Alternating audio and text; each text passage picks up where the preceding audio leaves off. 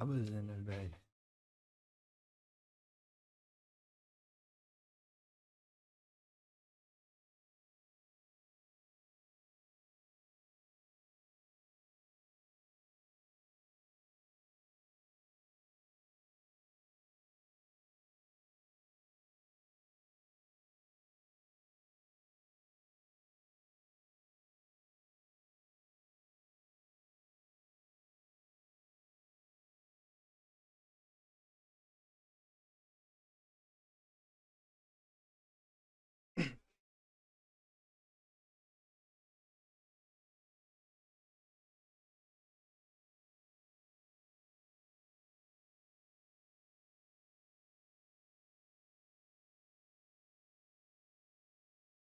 I was in the bay.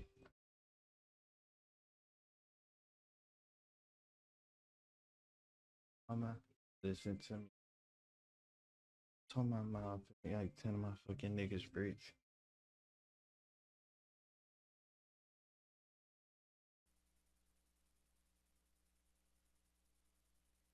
Emotion, emotion, emotion, Atlanta.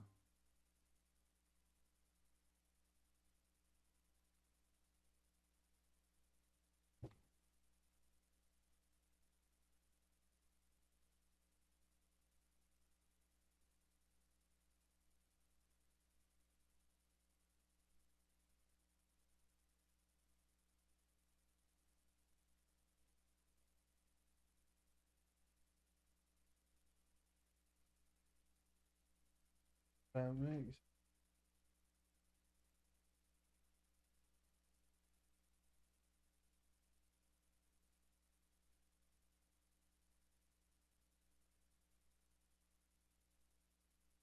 Miso.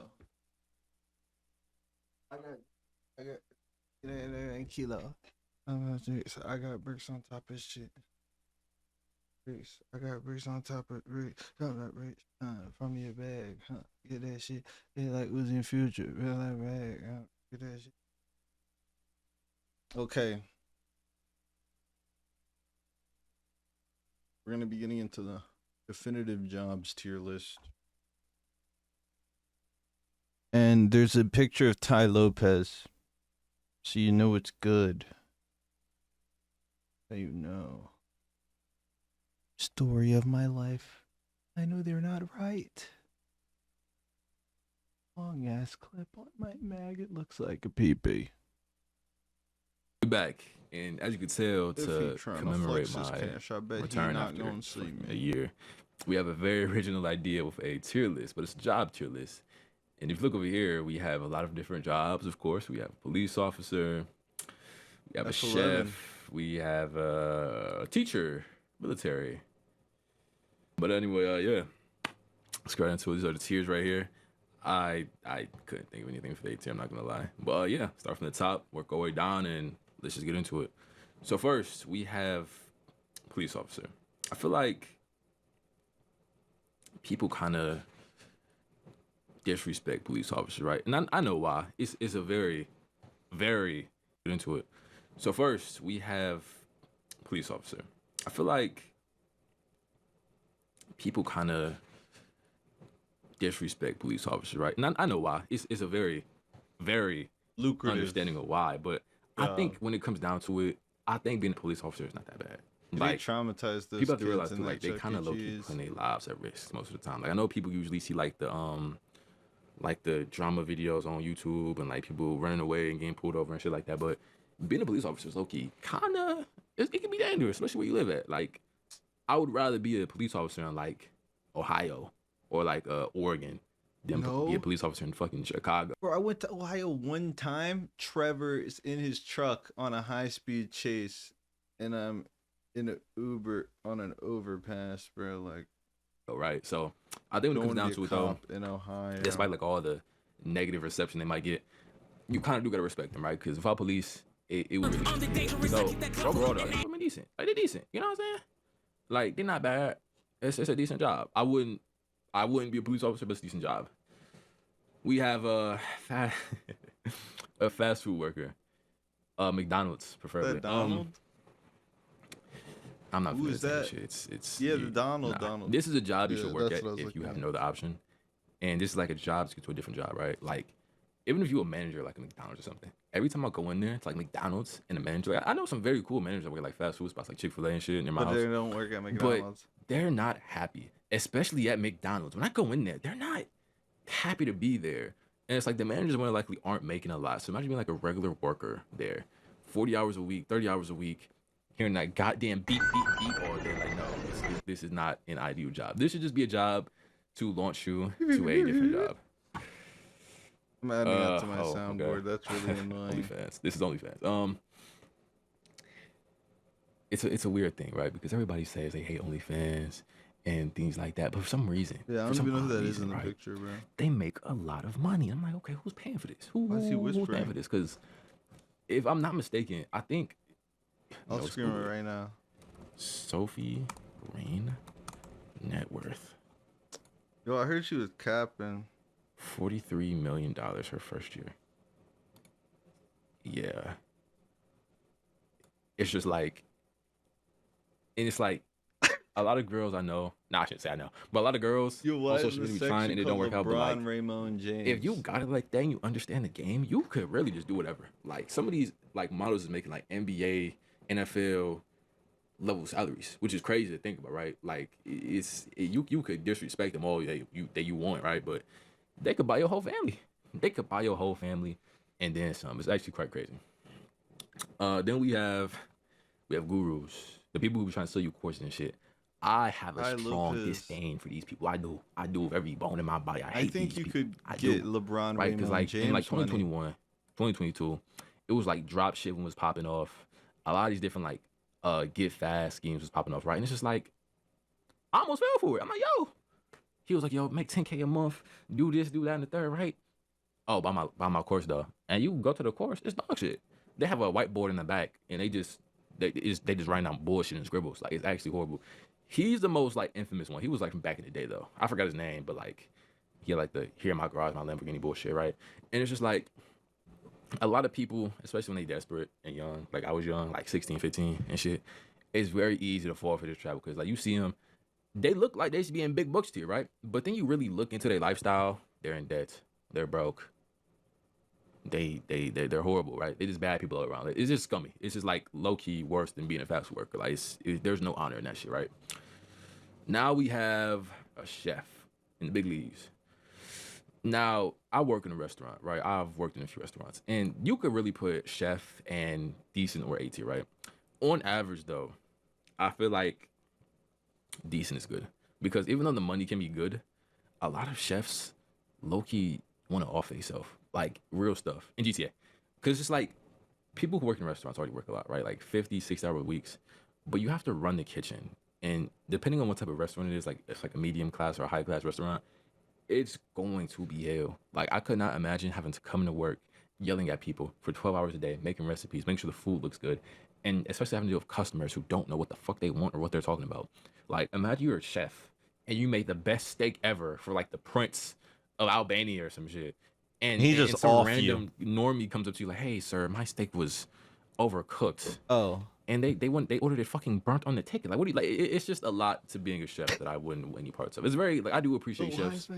They make good food. I love food. I love food, but I think overall, comparing like mental health too and the money, I think it's decent. You can put in A depending on like where you are, but I think decent is good. Got this for you, my gift.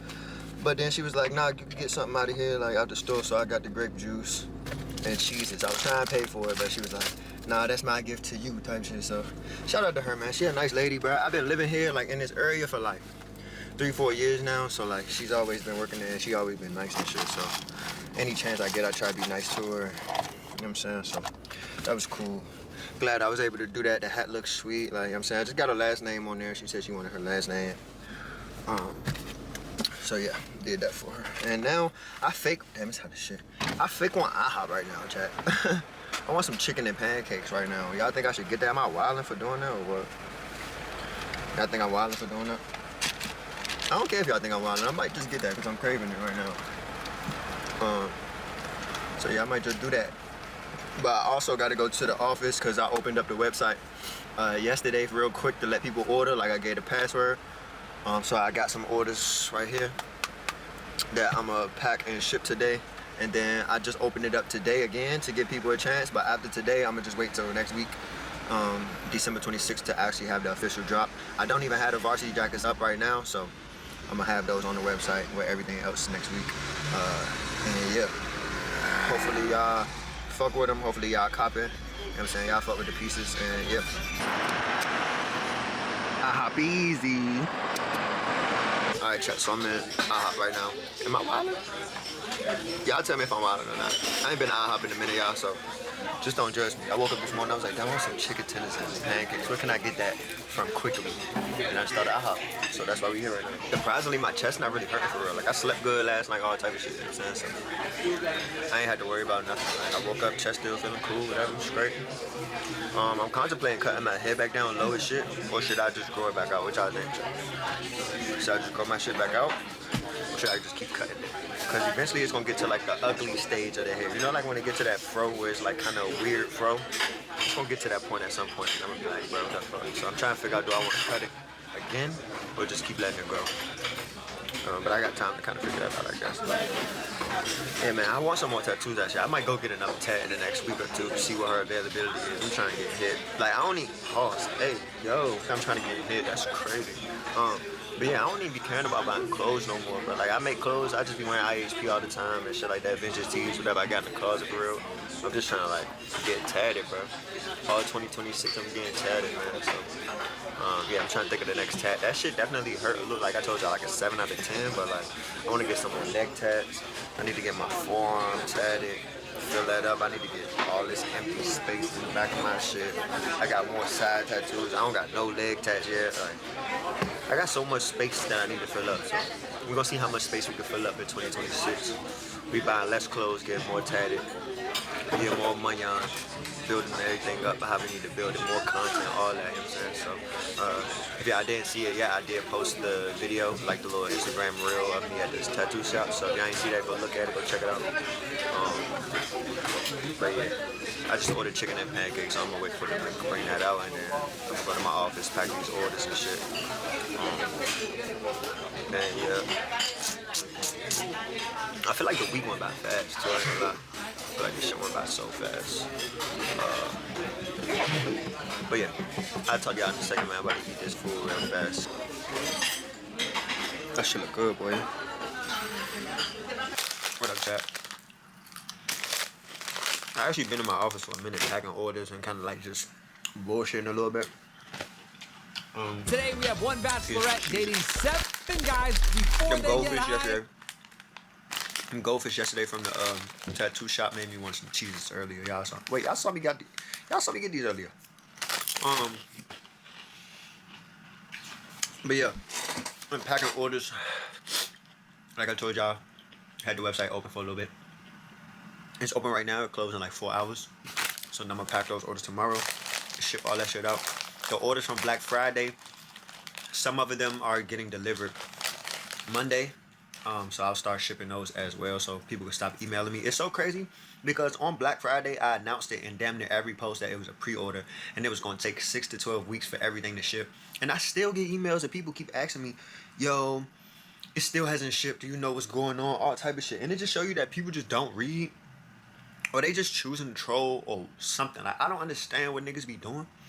It's like, bruh, if I'm telling you that it's gonna take a while, do not buy it if you don't have patience. And I'm like, I made sure I said it was a pre-order in every post. I made sure I said it was gonna take 6 to 12 weeks. It's in the description. It's on the Instagram page. It's on multiple stories. It's everywhere, bro. And people are still doing that. But yeah, I guess you just get those people who just don't pay attention or whatever. So, Black Friday orders should be shipping soon. I should be getting those delivered really soon, so that shit can go out, so y'all can stop thinking that I'm scamming y'all, because I understand how it be. It's a lot of brands that do Black Friday sales or just do regular sales in general and just never ship. And my original IHP page has been taken away from me, so I get it. Y'all probably just like, damn, I don't want this brand to scam me or whatever. So I understand it, but like, bruh, it's like, I'm not a scammer. I've never scammed nobody. Like, it's like, imagine. So, yep. I'm getting these orders together right now. Even sitting or something, just cooking my slept on 8s. And now when I'm seeing the bunny 8s, I got the aquas. I'm like, bro, these shits low key might be like one of the best Jordans, bro. Good crispy shit. Told y'all this shit is treacherous. The price is treacherous. This is a sick place to be. And it's crazy because girls love going to Target, but they come in here and just spend unnecessary, bro. I'm in this bitch like, bro. What else I need to do, bro? I'm trying to think what else I need to do. In this joint, first time going outside with this on. You know what I'm saying? See, this the hood. This how the hood is. It got like a hat on it. I'm gonna kind of like tilt it to the side for the fit pic, so like I got a hat on sideways. But yeah, this how it is, bro. The flannel is attached. This the shirt hanging out the back. Oh, I gotta take this off too. This the Balenciaga tag. This is originally a $5,000 hoodie, y'all, and I got it for a fraction of the price. Because I never was gonna spend $5,000 on this ever in my life. So got it for a good little deal. And today I was in the mood to take a fit pic. I was playing Madden for like 2 hours just now. I ain't gonna lie, cause my record was bad. I lost like 5 games in a row, so I had to get my record back up. So the shirt hanging out the bottom. You just grab the 2 joints and you wrap it around your waist as if you got like a shirt hanging under. Pull that up. Let that hang over top. Sag the pants, and then boom.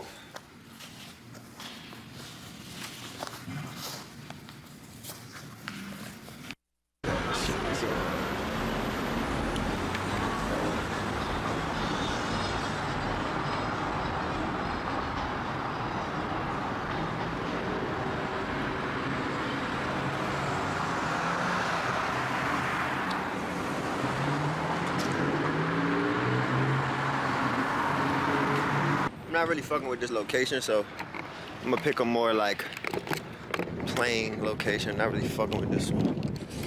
Sometimes you don't get the right location every time, bro. But you gotta test them out. I wasn't fucking with the way the colors was and shit.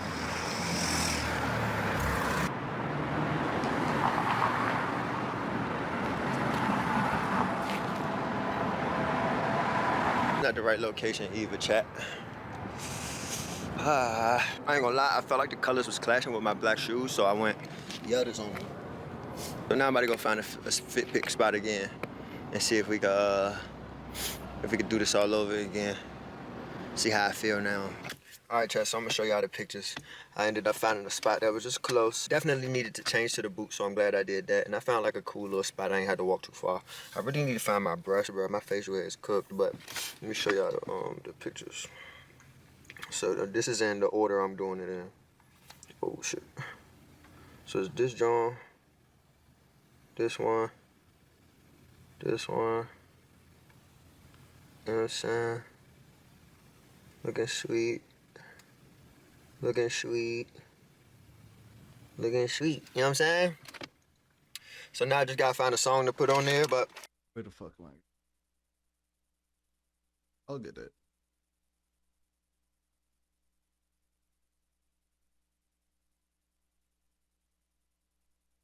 I feel like I ain't take a fit pic in a minute, so... Today the last day of vlogging, so... I don't think I got too much to do. I should go get my car washed. Imagine like this though is like another snake. So me and lesbians throughout the years have had a very complicated, tumultuous relationship, because part of it is we have the same demographic, okay, if they choose to date bisexual women, okay, but also I've dated some of them myself, and sometimes it's me who makes them realize that they are lesbians. Sometimes that's because I'm such a horrible guy. They're like, oh my gosh, men just aren't the move anymore, and then they swear off men, which, that's a thing, and it happens. Another reason is because I'm so womanly, okay, and sometimes they're like, wait, I like this. Where's this enjoyment of this experience coming from, okay? I feel like I make love like a woman in some ways, to other women, you know what I mean? Sometimes I feel like men be laying it down with like the power of the patriarchy, okay? And sometimes I have to do that, because sometimes that's what the young ladies are into, okay? They want it to be like this, you're coming down like that, like that's how you're coming down on them. But sometimes, I'm not gonna lie, in an ideal situation, I feel like you converge at the top. It's like a pyramid, and it's beautiful. Okay, I remember I was tripping, like I was off some substances. I was explaining it to this girl because she was like, Bryce, like I don't know why, like I enjoy it so much. I was literally explaining. I was like, a lot of dudes, like they're coming at you like,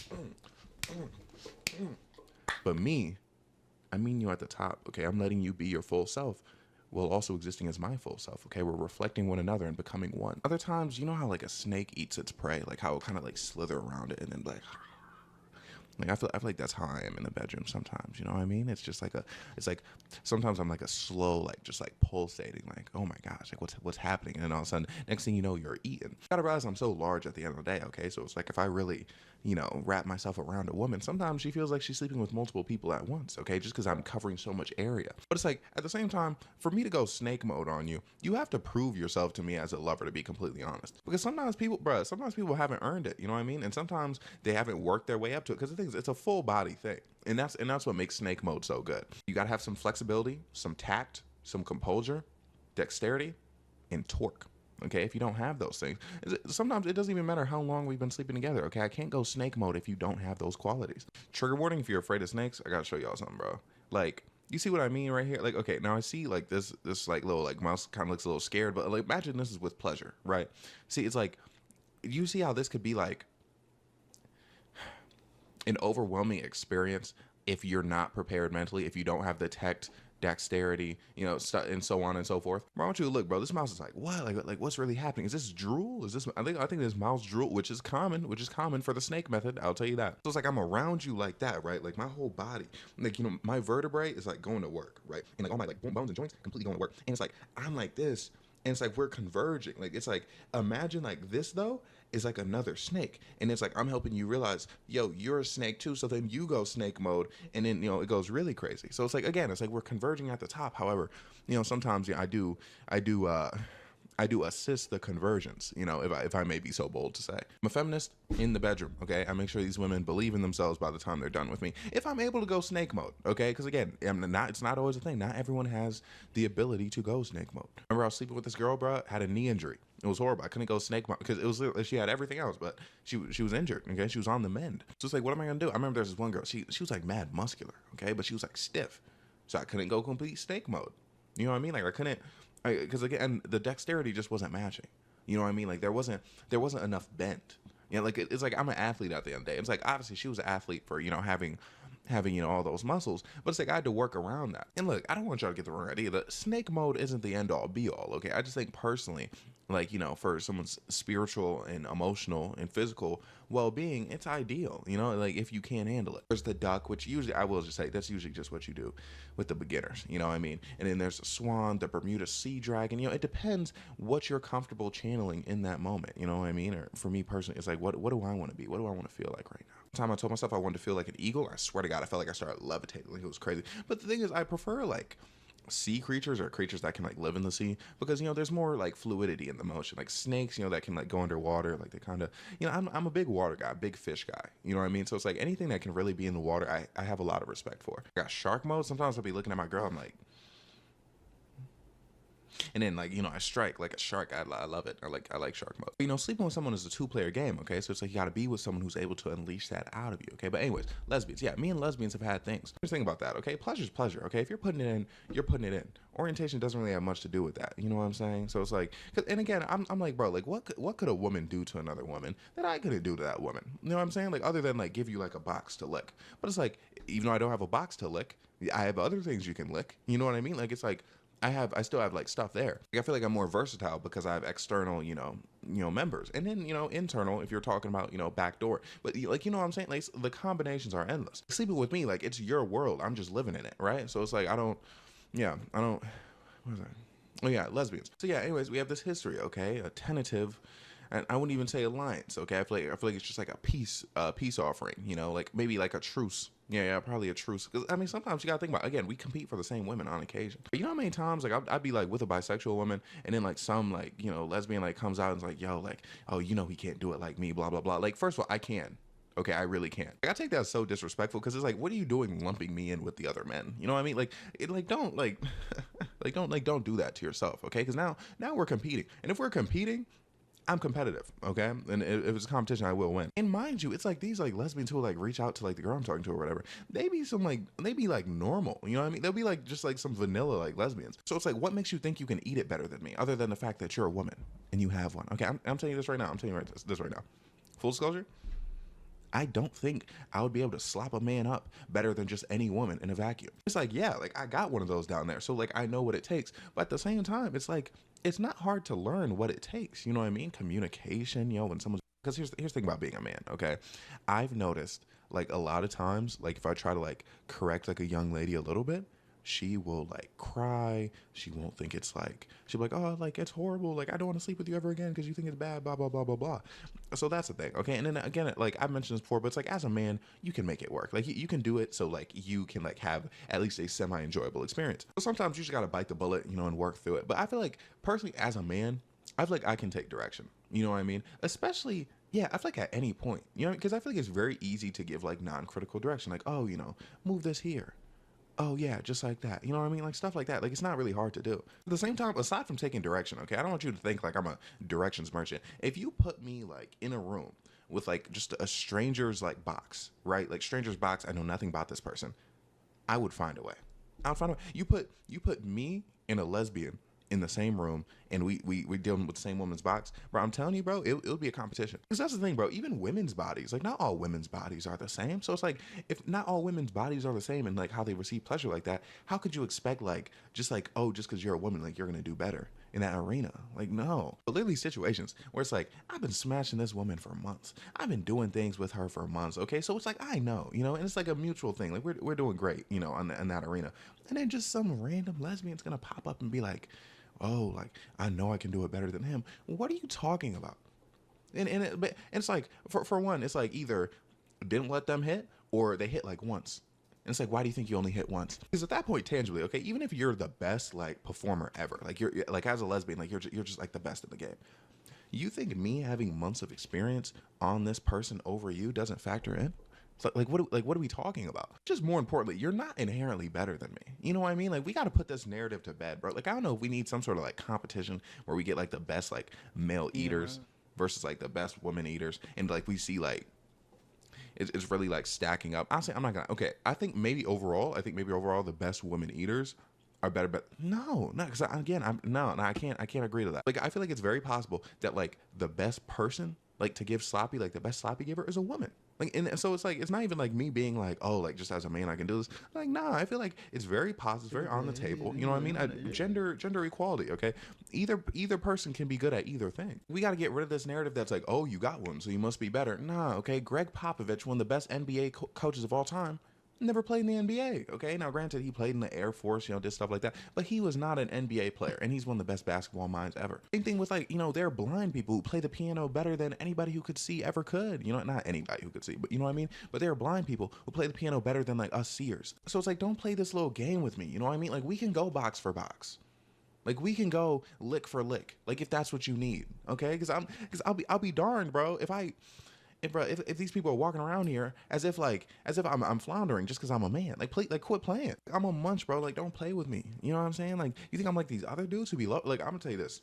I feel like the only reason that there are men who are bad in the, I don't want to say bedroom. No, I feel like people who are bad in the bedroom, it's because like they low key. No. People who are specifically bad with oral, it's because their heart's not in it. Because when it comes to bedroom, you can just be like uncoordinated. You can just like, I don't know. You can just not have like dexterity, torque, all that stuff. But like when it comes to straight oral, I feel like a situation with a lot of men is it's like they don't want to be doing it. You know what I mean? And it's like, if you don't want to be doing it, if your heart's not in it, you're not going to be given an all-time performance, okay? And then you're going to be bad at it. And, you know, due to misogyny, I would say, misogyny, patriarchy, a lot of men aren't too keen on giving oral, okay? Which I think is kind of, like, embarrassing as a man. But, yeah, you know, we all hear the narratives of, like, oh, you know, like, you met those guys where it's like, oh, you know, on the first date, like, she can slap me up, but, like, I would never, like, eat her out on the first date. And it's like, bro, you're tripping.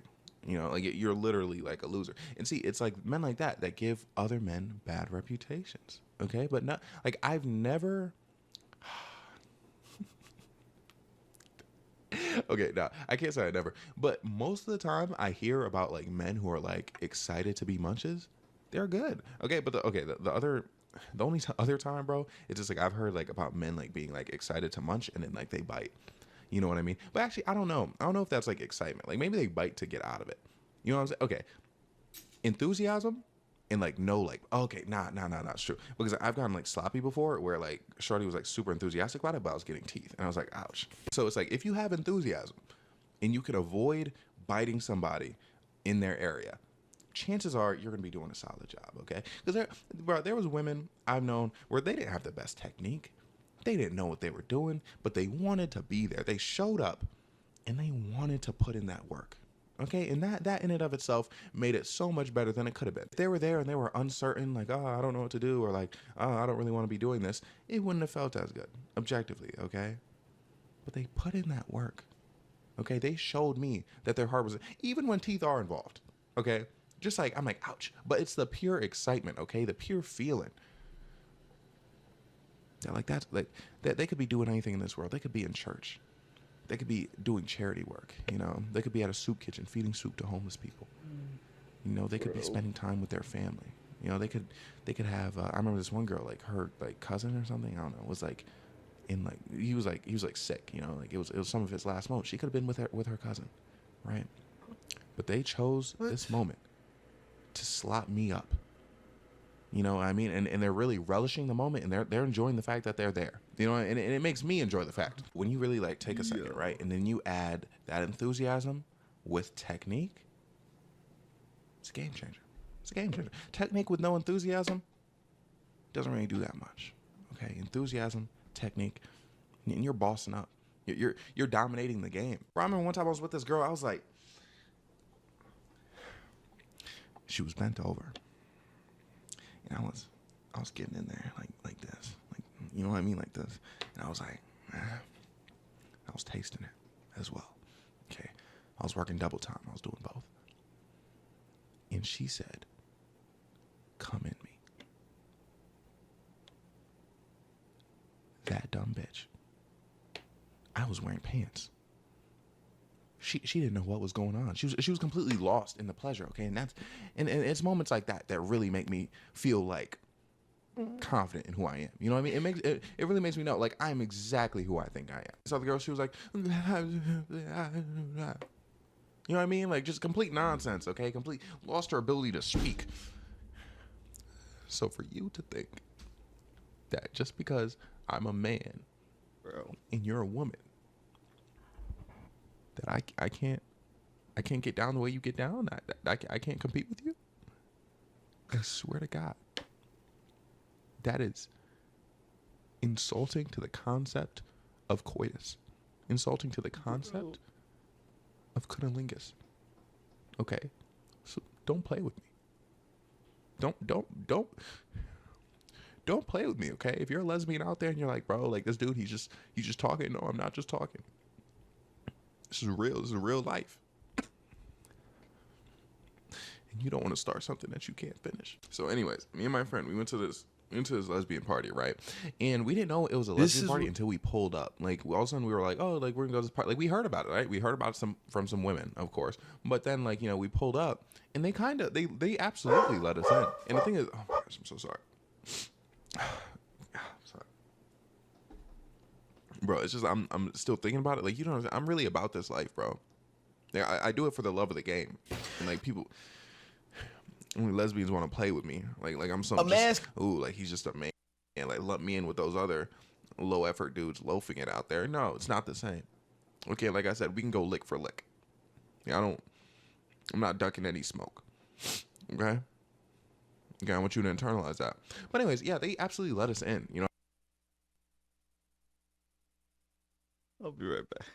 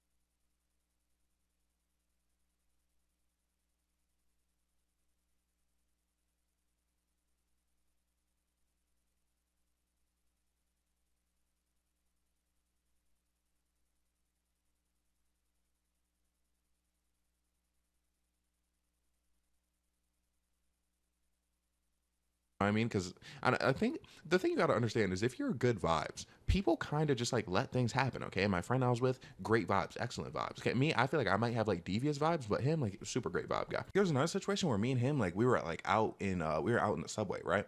And basically we were open carrying, right? So we were breaking the law, and there were policemen like down like the subway. It was a pretty empty subway. They like saw us and they like walked over. But when that was happening, someone recognized me from TikTok and started like saying like mean things to me. And then like their friends were like having to like hold them back. It was like a weird situation. Anyways, so police came over and they're like, "Oh, you guys open carrying? What's up?" And we're like, "Ah." And then the police officer was literally like, "Chug it." Literally made us chug it. He was like, "Hey, look, I'm not gonna ticket you or anything if you chug it." I'm like, "Hey, man," and we both chugged it. You know, great night. You know, I mean, great night to avoid the police. I mean, to be in cahoots with the police. But anyways, we go into the party, right? And it's like, I forgot what it was. We noticed it was all women, right? And then we noticed certain things that were happening amongst the women. And then we found out like the people who were throwing the party, like it was very much a lesbian party. And again, I'm in there instantly. My heart's conflicted because as you can see, me and lesbians have like kind of a history. You know, I'm constantly like fighting against the narratives that they try to push, like, you know, to buy women, like about. Okay, let me calm down. I don't want to go there again. I don't want to go to that place. So anyways, we're in there. We're like bopping our heads. They're playing good music. You know, we're rocking with it. And then, you know, this girl walks up to me and starts talking to me. We start like chatting a little bit. And in my mind, I'm like, bro, like, nah, like you're not trying this, are you? Like, I don't know. So I think we were just like talking, like, again, like we're just having like an exchange. But then this same girl later, this other girl that I was talking to ended up going to the same party, right? This girl literally started talking to this girl that I was talking to, okay? And it's crazy. Now, mind you, okay, wasn't like talking to, there was no timeline of the sort of me and this woman ever getting into a relationship. She literally started like tonguing her down in the function, okay? And that's something people don't understand about having a roster, okay? Having a roster, you will take your L's, but they won't actually be L's. Like, because I feel like if you heard that, like, just like without a context, like, oh, I was talking to this girl, she got tongued down at the party, okay? The reason that's not an L for me is because what do you think I was doing that night? You know what I mean? I was looking for something myself. However, the thing is, again, we were at the lesbian party, so what were we gonna do? But my point is, it's like if you are having this non-exclusive relationship with people, okay, you got these people on the roster, you know, some of them, especially if you're dating like, or like, you know, involving yourself with attractive people, they're gonna have other people, they're gonna have other options, okay? So it's like, don't. And things you can't trip about that, okay? So in the moment, I was just like, man, like it was like, because the reason it was like a problem is because I was like, man, this is like my only option, like at the party to like go home with someone, and bro, she got taken by some woman. You know, you hate to see it, right? And that's what I'm saying, bro. Just like tumultuous history with them, like no beef truly, but tumultuous history. So yeah, there are moments like that. If you choose to have a roster, you choose to date non-monogamously, you're gonna have to eat that. You're gonna have to eat those moments of like, oh, like, you know, there was someone else. So if you're a person who like, here's the thing, I would not consider myself a jealous person as long as I'm doing the same very thing. You know what I mean? So it's like if I'm in a situation where like me and someone both agreed that we can both talk to other people, I'm not going to trip. You know what I mean? Because like for one, when I'm so comfortable when I'm talking to other people, like when I'm like if I'm talking to other people, like I feel good. You know what I mean? Like almost like regardless of anything. But you know, like being in like a more monogamous situation, it takes a lot more work. You know what I mean? Like a lot more work for me mentally. You know what I mean? To be like, oh my gosh. Because again, it's like, if you're talking to a bunch of people, you get into a fight, you can just talk to somebody else. Like, it's not that big of a deal. But it's like when you're in like a relationship, you're monogamous, and you get into a fight with this person, it's like, dang, like this is kind of like the person. You know what I mean? So it's like what are you gonna do other than like, you know, engage with this? But at the same time, I'd say the reward of being in a relationship is definitely higher. You know what I mean? But I'd say like as far as like ease, like being single is so much easier. You know what I mean? But like again, like in general, like it's like if I agree to a certain dynamic and like we're both able to do like such things and we're both actively doing such things, I honestly don't have an issue. You know what I'm saying? Like the only times I have issues is, and I remember the girl who called me her dad's name.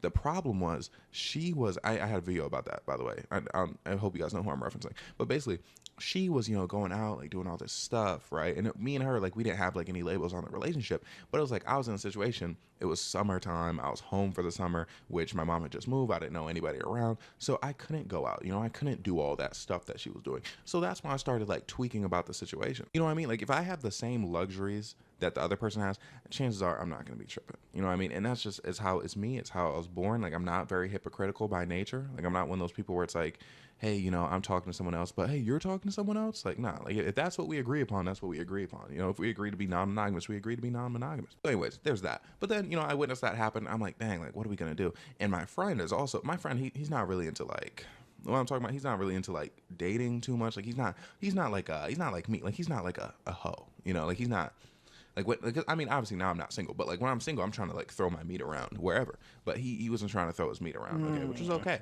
But then, you know, we're there, like, we're vibing, and then something happened, bro. He starts dancing, and when I tell you, all of the lesbians gathered around this man in a big circle, and they were hyping him up. They were loving him. Literally, they're like, oh, like it was crazy, okay? Because at first, you know, when we come in, there's a vibe of like, why are these two men here? But then it's like, he completely like saved us. He's dancing and they're just loving it. And I'm like, bro, I'm sitting here by the side. I'm like, bro, like, how's he doing this? Like, they're all just like rocking with him. But look at me, I'm just over here. I'm just standing here. You know, the lesbians aren't hyping me up. I'd love for lesbians to hype me up. That'd make me feel so good.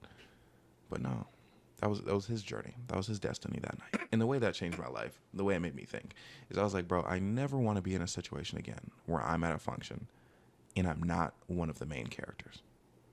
And that was a moment where I felt like I wasn't one of the main characters, partially due to, you know, of course, it being a lesbian party. But it's like, I had perfectly good opportunity to come in there as a man and take a main character role like my friend did.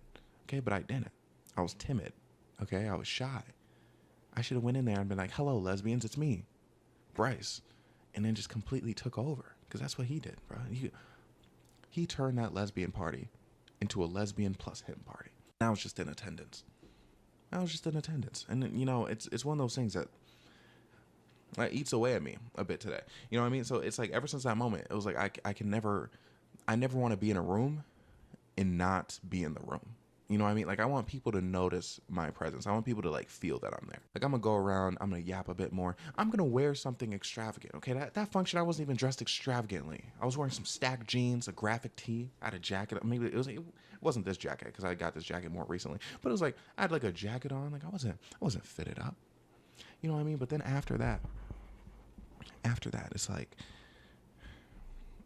it set that moment in stone for me where I was like, I need to make some changes. And then after I made said changes, I'm going to functions, different functions, like not straight. I mean, I guess like I think like all inclusive functions, you know, just not specifically like straight or gay or lesbian or whatever. I'm at the functions, and same women who are at the lesbian function. Oh, I love your closet. I love your fits. And I'm like, thank you. You know what I mean? So now it means something. It's like people see me in this vicinity, and they're rocking with me. That's my advice to all of you, okay? So you want to be in situations, you want to shine, bro. Like, you want to shine. Don't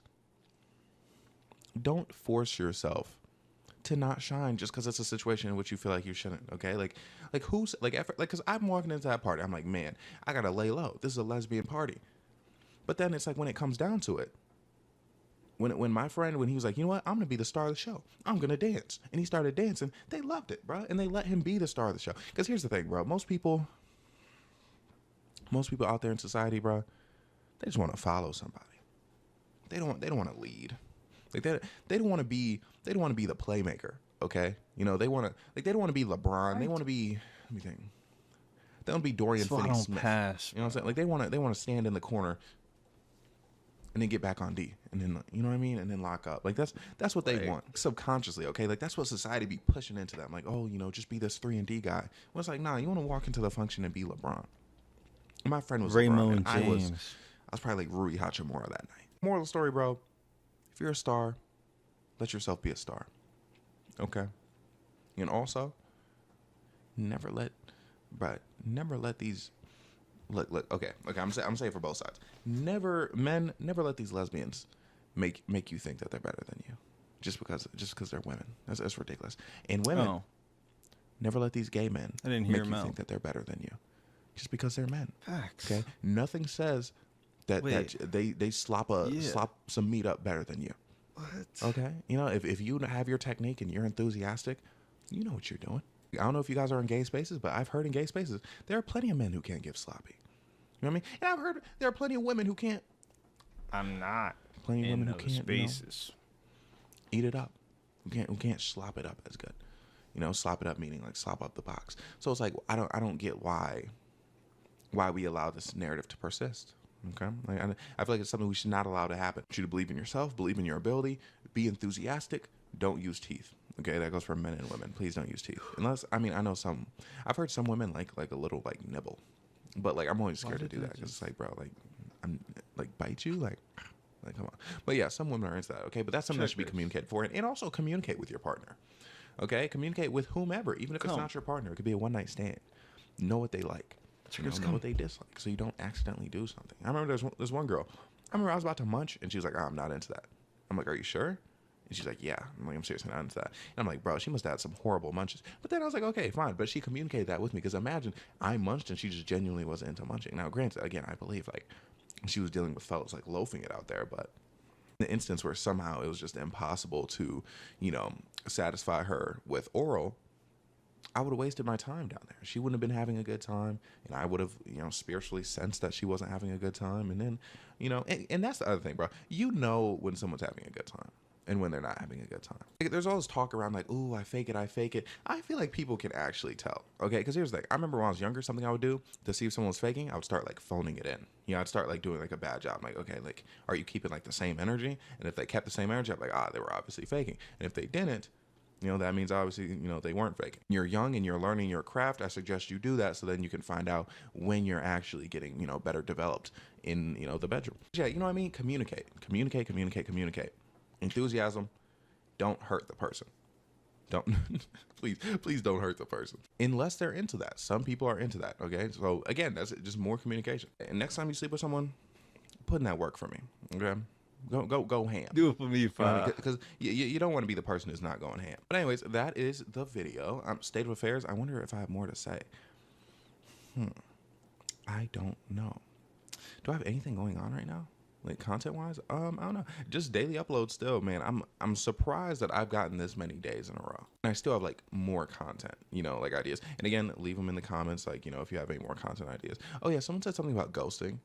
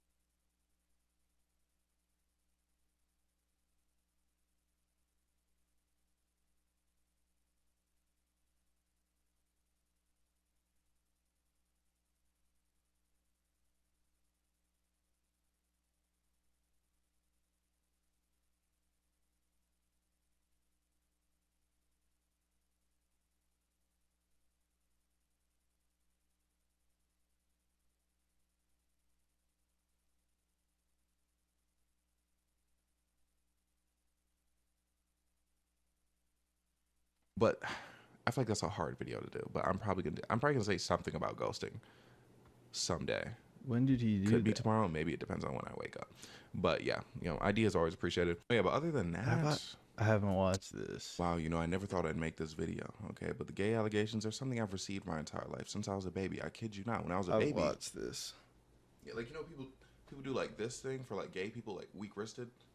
As a baby, I'm like this all the time. Like this is just how I went through life as a baby. Okay, I had no choice. I was born with weak wrist, legitimately. And then one time, someone got into an argument with my dad, and they called me an F slurry a baby. F slurry, a word, baby. This is nothing new. I've legitimately heard this my entire life, but what made me do this today, right, is because in the comment section to my video from yesterday, how to avoid being a provider man, this dude said, I don't know if you can see it, but he said, this came to my feed for a reason, and I know why. It was to tell you that you are indeed gay, my friend, and it's entirely okay to come out. Seriously, I'm not hating. I got no idea why this popped up in my feed, but clearly you're struggling with it. Again, not being a bully. And there are a couple things that come to mind with that. For one, it's like I'm telling you essentially to not let a woman use you for your money. And that's when I get the gay allegations, like on that video in particular. We've somehow let the internet gaslight us into thinking that's like the marker of heterosexuality, like wanting to pay for women's things for some reason. I don't know. But the other reason, the other thing is I don't like the whole like just come out narrative when it comes to gay people who you think are closeted, especially over social media. Because the thing is, you don't know everyone's situation. Like personally, I'm in a situation where I'm gay and I come out, no one's gonna come beat me up. Like I don't have any like friends that are gonna cut me off or not talk to me anymore. Like that's not something I would struggle with in coming out. It's like, yeah, like you think I'm gay and you tell me to come out, that's not really gonna put me in too much of a pressing situation. But it's like there are other people you don't know their situation. There are people where their families would cut them off, their friends would cut them off, come to beat them up, stuff like that. It's like you see it on the time. Like just open Twitter. Someone said like, oh, if your friend comes out, it's not funny, as gay, like you have to unalive him. And obviously this was like more of like a gang member type dude, but still it's like that logic doesn't leave a lot of people's minds. So the whole like come out it's safe narrative, just because now like if someone says the F slur they get canceled on social media, it doesn't apply to everybody. Like it doesn't apply to everybody's lives. Back when I was playing football, bro, if I would have told people I was gay, I would have gotten beaten up senselessly. Okay, senselessly. Mind you, you ask coach, you ask anybody like on like the staff, any person who's like just a part of like Penn State, like like faculty wise, they'd be like, oh yeah, we don't stand for homophobia, we accept all people, blah blah blah blah blah.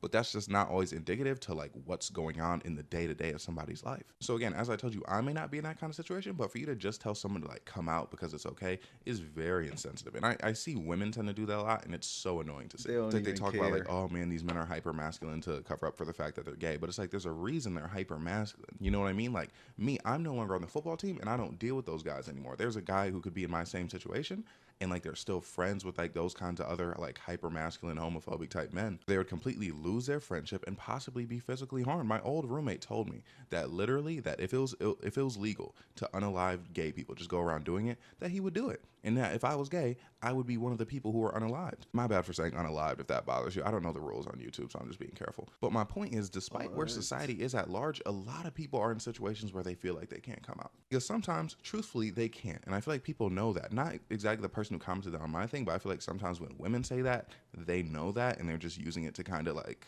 jab at closeted men. Here's the other thing about that, and this is kind of on the topic of the video he chose to comment this on, and I'm not sure like whether or not like this is part of his decision, but that video had like another gay comment too that's kind of just like a throwaway like gay accusation. Like my thing is, you can sit here and tell me I'm gay and I honestly won't really care that much generally, just because like you telling me I'm gay, it changes nothing in my life, so it doesn't really matter to me, okay? However, when your reasoning for that is something that's kind of odd, that's when I get bothered. If you think I'm gay because my earrings, the way I talk, I've been told I have a very gay voice, or if you think I'm gay because of, hold up, let me fit this right, because how I dress, or how I dress, come here, or how I dress, like you see what I'm getting at here? If you truly honestly in your heart say that I'm gay and like those are the reasons why, I just think that's a bit funny. Like I think it's like tee hee ha ha, like I think it's silly, right? But when people say like I'm gay because of like the way I treat women, that's when I'm like, you're kind of expanding past your territory. Because for one, I am attracted to women, maybe, allegedly, who knows? But so that's one thing. Not to mention, there's always bisexual erasure, right? But even when people accuse me of being bisexual for how I interact with women, it's like, what does that have to, how would me being bisexual, what would that have to do with me interacting with women? Because the whole thing is like, oh, men who are closeted, DL, they treat women like this because they're not attracted to them, or they're jealous that like men are attracted to them or something. Why would a bisexual man have the same issue? Like, what issue would a bisexual man have with a woman? Like that, you know what I mean? Like, you see what I mean? It just doesn't make sense. But as for me being homosexual, like, what is it that, like, I say, like, on these, like, gender debate type topics that really, like, give that? You know what I mean? The fact that I don't want to provide for a woman? The fact that I don't want to spend all my money on a woman for no reason? Is that not a reasonable thought that a straight man would also share? Or when I say things like I'm more attractive than women, which one of these days, I promise you, I'm going to make a YouTube video where the headline is going to be, I'm more attractive than women, and we're going to talk about it for a bit. But me saying that, they say, like, it means I'm gay because I'm competing with women. And it's like, for one, it doesn't make me gay. It makes me a feminist, all right? Because any woman can compete with any man and vice versa. So it's like, I feel like it's a sign of respect that I'm comparing myself to women rather than men. I'll tell you exactly why most of the time I don't compare myself to men, okay? Because I don't feel like it's much of a comparison. I don't feel like it's competition in the looks department, okay? I feel like I have to compete with women in the looks department. Like, because I feel like perception-wise, it's much easier for a lot of people to find women more attractive than men, even though that's not always the case. This is the last thing I'm going to say on it because I got to save the rest for the video. But it's like, bro, you take a man and a woman. I'm not even going to say me right now, but you take a man and a woman, and like, you're like, oh, like, who has the better bone structure? Who has the better skin? You know, who has the better eyes? Who has the better features? And it's like at all close, right? And it's like in favor of the woman, but she has like a full face of you know what on. I'll give it to her. Like, in that moment, she's more attractive, but does it make her more attractive like as a human being, or does it just make her a better artist than that man? Anyways, I'm neither here nor there, okay? But my point is, people think I'm gay for like having those kinds of opinions. I just feel like it's a realistic opinion to have. They think I'm gay for not being a misogynist. That's the crazy part, okay? Because mind you, women have been fighting for the rights for men to compare themselves to them, for them to compare themselves to men, you know, all that stuff. But then it's like, when we actually do compare, it's an issue. But mind you, I guarantee you can go on Twitter right now. You can see some man that says something to a woman. The first thing she's going to do is compare herself to his looks. I think that's completely valid, okay? Because people have faces.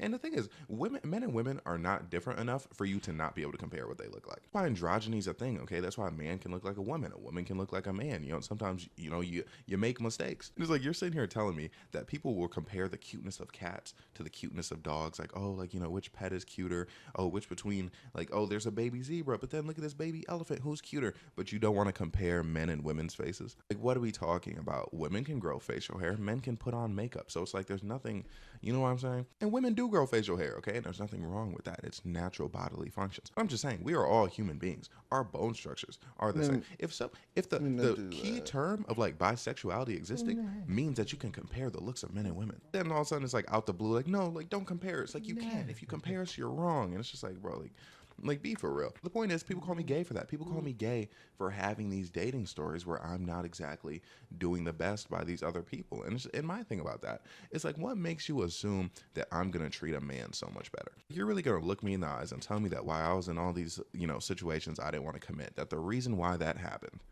was that I would commit to a man? Like, you know, some people are just non-committal. Some people just in general don't like committing to things. If someone asked me at like 11 a.m., hey, do you want to do this thing at 5 p.m.? No. I'm not going to be able to give them an answer because I don't like committing that far ahead.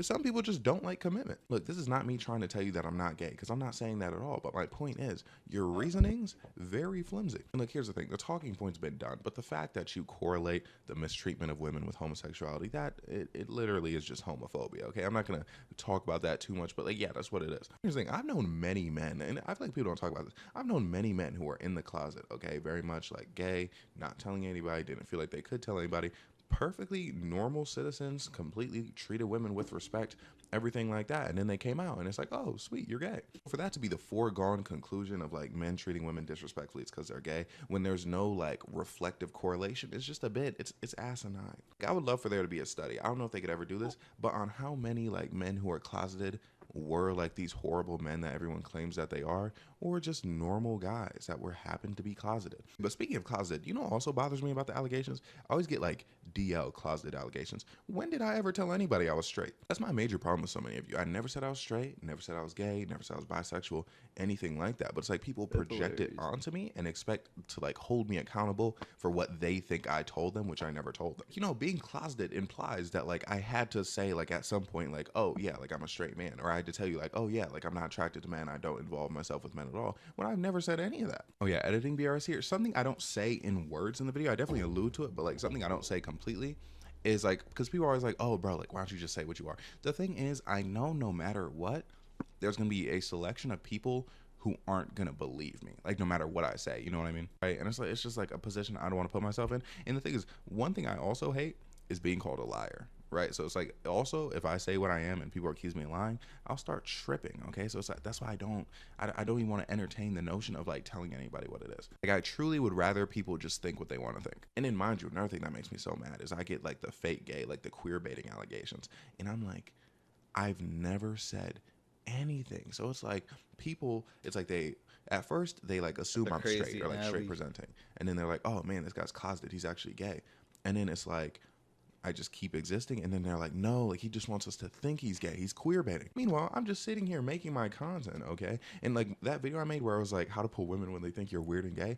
A lot of people were like on Twitter talking about it like, oh, you know, he thinks he's so feminine. Like he thinks like he's so like gay for like wearing like earrings, but that's like all it is, blah, blah, blah, blah, blah. Like earrings don't make you gay, blah, blah, blah, blah, blah. And I'm like, first of all, I tried telling you guys that a long time ago. So second of all, y'all were the ones that was saying I was gay because I was wearing hoop earrings. I was wearing long drop earrings.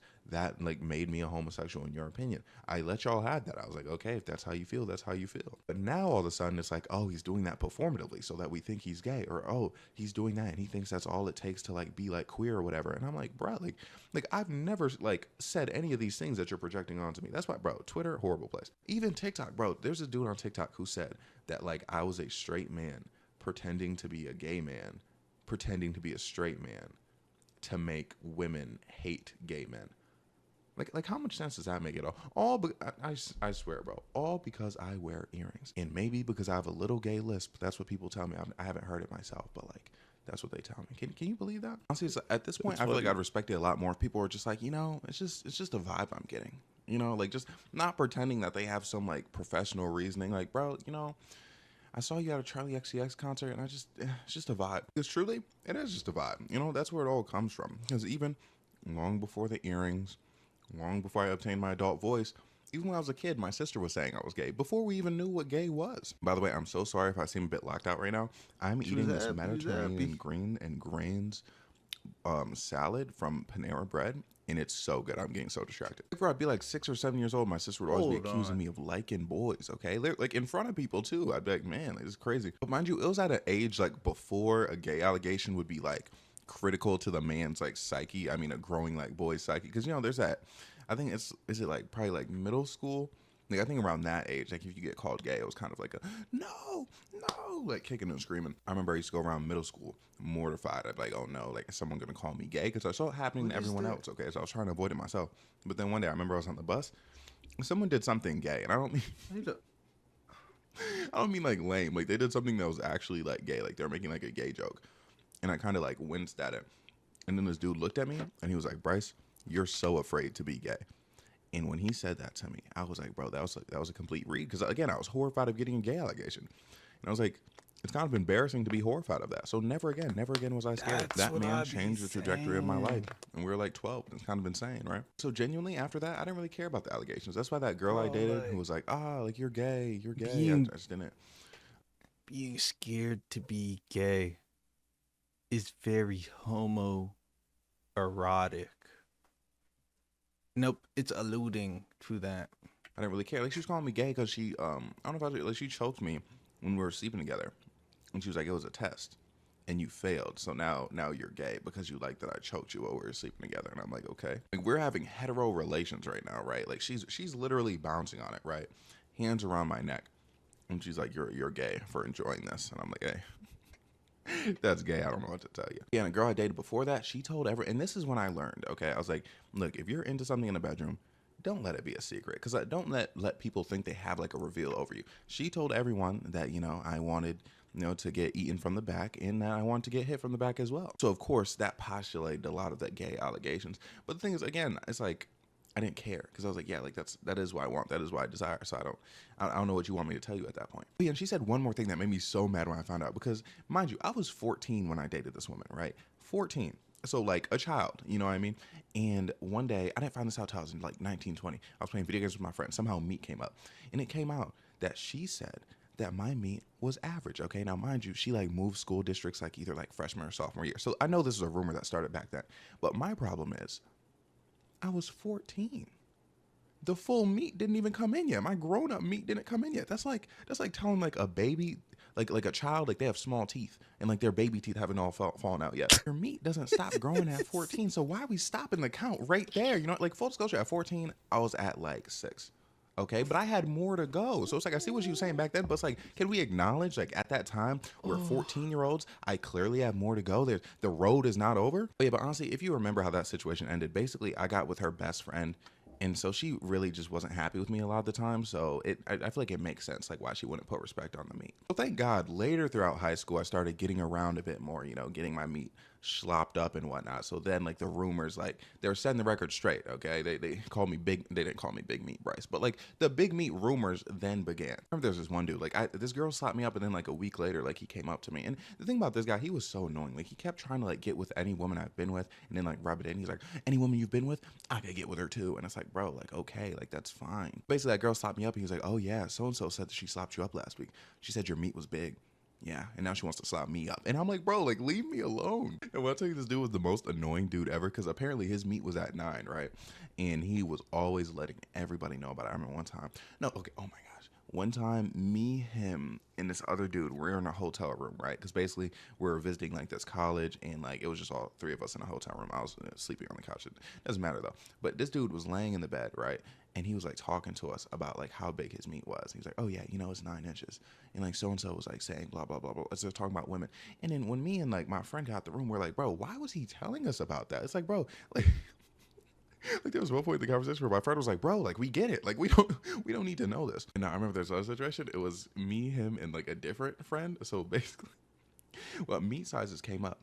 And then he was like, oh, yeah. He's like, yeah, mine's 9. And then I said mine. And then the other dude, he was like, oh, like, mine's 7. And, like, when I tell you, he, like, put his hand on the shoulder, like that meme. He was like, bro, like, it's okay. Like, that's big for some girls. I'm like, bro, like, why are you trying to make this dude feel bad? Okay, no, actually, he didn't say some girls. He said, oh, no, it's okay. Like, that's big for girls. And it's like, bro, it's still like, bro, like, why are you... Because the thing is, when he said 7, he said, like, he was like, 7. Like he genuinely looked sad because... Anyway, bro. Anyways, that dude, bro, well, I'll tell you, in high school, he was the most annoying guy ever because he would always do stuff. I remember one time we were in the weight room. For one, he would always talk about his meat. But also, I was in the weight room. I was benching. Mid-bench, oh my gosh, I almost cursed. Smacked me on the stomach multiple times, bro. I almost fought this dude that day. And he just kept trying to smash every girl I was with, bro. So, yeah, that was irritating. But I'll tell you, like, he actually is, like, a solid dude. Like, to this day, like, I remember... I posted, like, sometimes, like, I'll, like, on my Snapchat, like, I'll post, like, hate comments, like, when I think they're really funny. But I feel like some people, like, think I post them, like, out of, like, upsetness, which is whatever, okay? But, like, he slid up and he's like, oh, bro, you're good. You know, if you don't have haters, you're not doing it right. I'm like, you know what?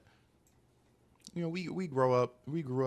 You're actually a solid dude. All right, so respect to him. But yeah, but back to me being gay, okay? I remember it was my junior year of high school.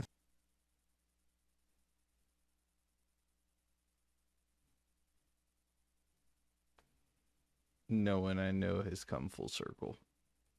I went to high school in a fur coat. I was wearing, oh my gosh, I think I have the picture. Here it is. This is me. I posted on Twitter. Basically, I went to school wearing this outfit, right? And then there was like a selection of women who were like, oh, he's gay. Like, this is him coming out. Like, this is him, like doing his thing. The crazy thing is, if they thought this was a gay outfit, they had no idea what they were in for. Oh my gosh, look at my youth. Like, look, bro, that was how I was coming. Oh my goodness. Yeah, but I wore that fit, and everyone was telling me that was like a gay fit. You know what I mean? Like, they were like, oh yeah, like all the women are saying like you're like gay now, like because you wore the fur coat. And they were not taking no for an answer either. Honestly, I didn't care because like all the women with the accusations, they were less than desirable. So like it was okay. Oh no, but I had this big history of like people thinking like I put on fits, and it's like my version of like coming out, and it's like, girl, please, sorry I dropped some. But like, it's like, nah, like that's simply not how it works. Oh my gosh, I don't know how, but that reminded me, I have a crazy story for you. So basically, me, my friend's girl, and my friend's girl's friend all took like psychs together, right? So we started tripping. And basically, the potency of what we took was so high, like I'm experienced, my friend's experienced, like we had never seen anything like that at that point in time. So we're tripping crazy hard, right? And basically, you know, they had like a 2-story like apartment type thing. So then like, you know, basically, I'm not gonna tell you the whole trip story, but we end up getting separated. So my friend and his girl are downstairs in their room.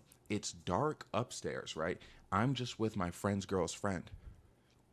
And she, to my eye, it looks like she's tweaking. Mind you, this is her first time doing anything like this, but she looks like she's having a bad trip. And the thing is, I simply did not have the facilities because I was tripping so hard to help anybody out while they were tripping. You know what I mean? I'm gonna tell you exactly what she did. Okay, so mind you, We are tripping. If you know what it's like, you know what it's like. But she's like sitting like this, and she's like, "Did you say something?"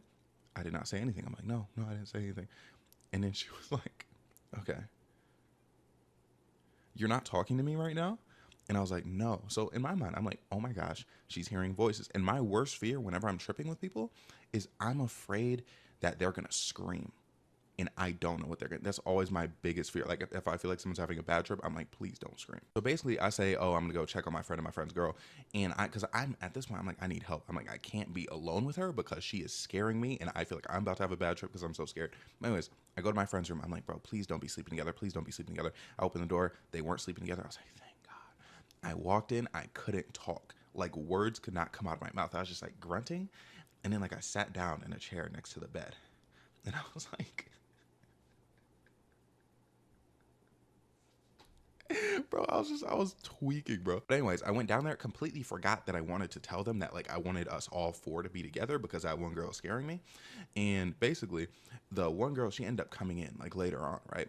And she was completely fine when she came in, but then later on she started tweaking. She's like, "Oh, like we have to get out the room, blah blah blah," because she was talking about my friend and his girl, like, "Oh, like they need alone time to talk about whatever." And again, I don't want to say this in front of her, really. I don't really know how to say it. I don't want to be alone with her. I'm scared of that. So I'm just like, no, like, I think we should all stay in the room. And then, mind you, my friend, he's like, yeah, bro, like, let's just all stay in the room. Like, we're all tripping, like, everything's fine. Anyways, this woman's insisting on me and her leaving the room, right? And I'm like, no, like, I can't do that. I'm not going to tell you the whole trip story. But basically, ever since that day, the things I've explained it to my friend, and he knows, so he thinks it's funny. But ever since that day, she thinks I am attracted to my friend in like a homosexual way. And I believe the reason she thinks that because like she was saying like I heard like from a friend of hers that like she just like caught like a vibe, but really I feel like the vibe was the fact that I didn't want to leave the room. Because I didn't want to be alone with her. So like it felt like I was like trying to stay there to him with him to like be there with him. But it's like no, like I was literally just scared of being alone with this woman. But ever since that moment, she thinks I'm like attracted to him. And mind you, she's telling her friend, which is my friend's girl, the same thing. So it's like now like my friend's girl is like, ooh, like is Bryce attracted to him? Like she's like worried about it. And it's like, oh, so irritating. What makes me upset about that is for one, luckily my friend like I explained it to him, and he never thought like that was the case whatsoever. But it's like I explained to him, he just thinks it's funny. But it's like say like he didn't understand, right? Like say it was a situation where she's like, oh, I caught this vibe, and then she tells his girl and his girl tells him, and then he's like, what? That's crazy. And then me and him aren't friends anymore. Not based off like gayness or anything, but just based off the fact where it's like, oh, like it seems like you're attracted to me on a level I'm not attracted to you. So I just feel like it's irresponsible for you to tell someone that you think I'm attracted to someone else based off a hunch you had when you were extremely high, like so high that you barely remember parts of the night. Especially like male friendships.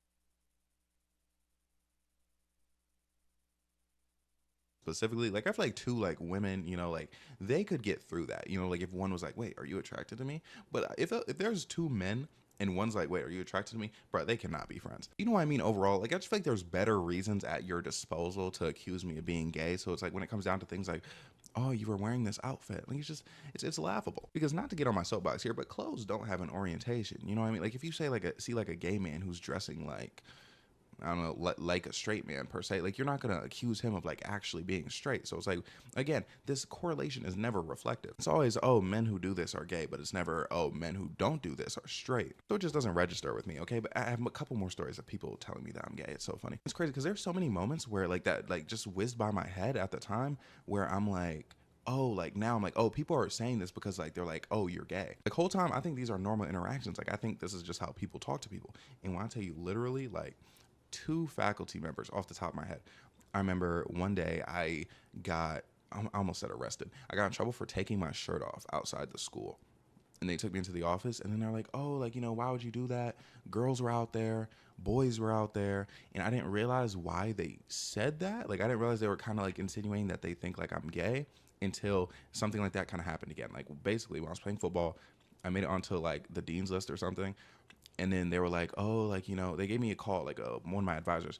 They're like, yo, like, you know, congrats, like I'm making the dean's list. And then they were basically, it was like one of my first semesters at school, or it was my first semester at school. So they're giving me like a speech like, yo, like stay focused, you know, don't get distracted by these girls.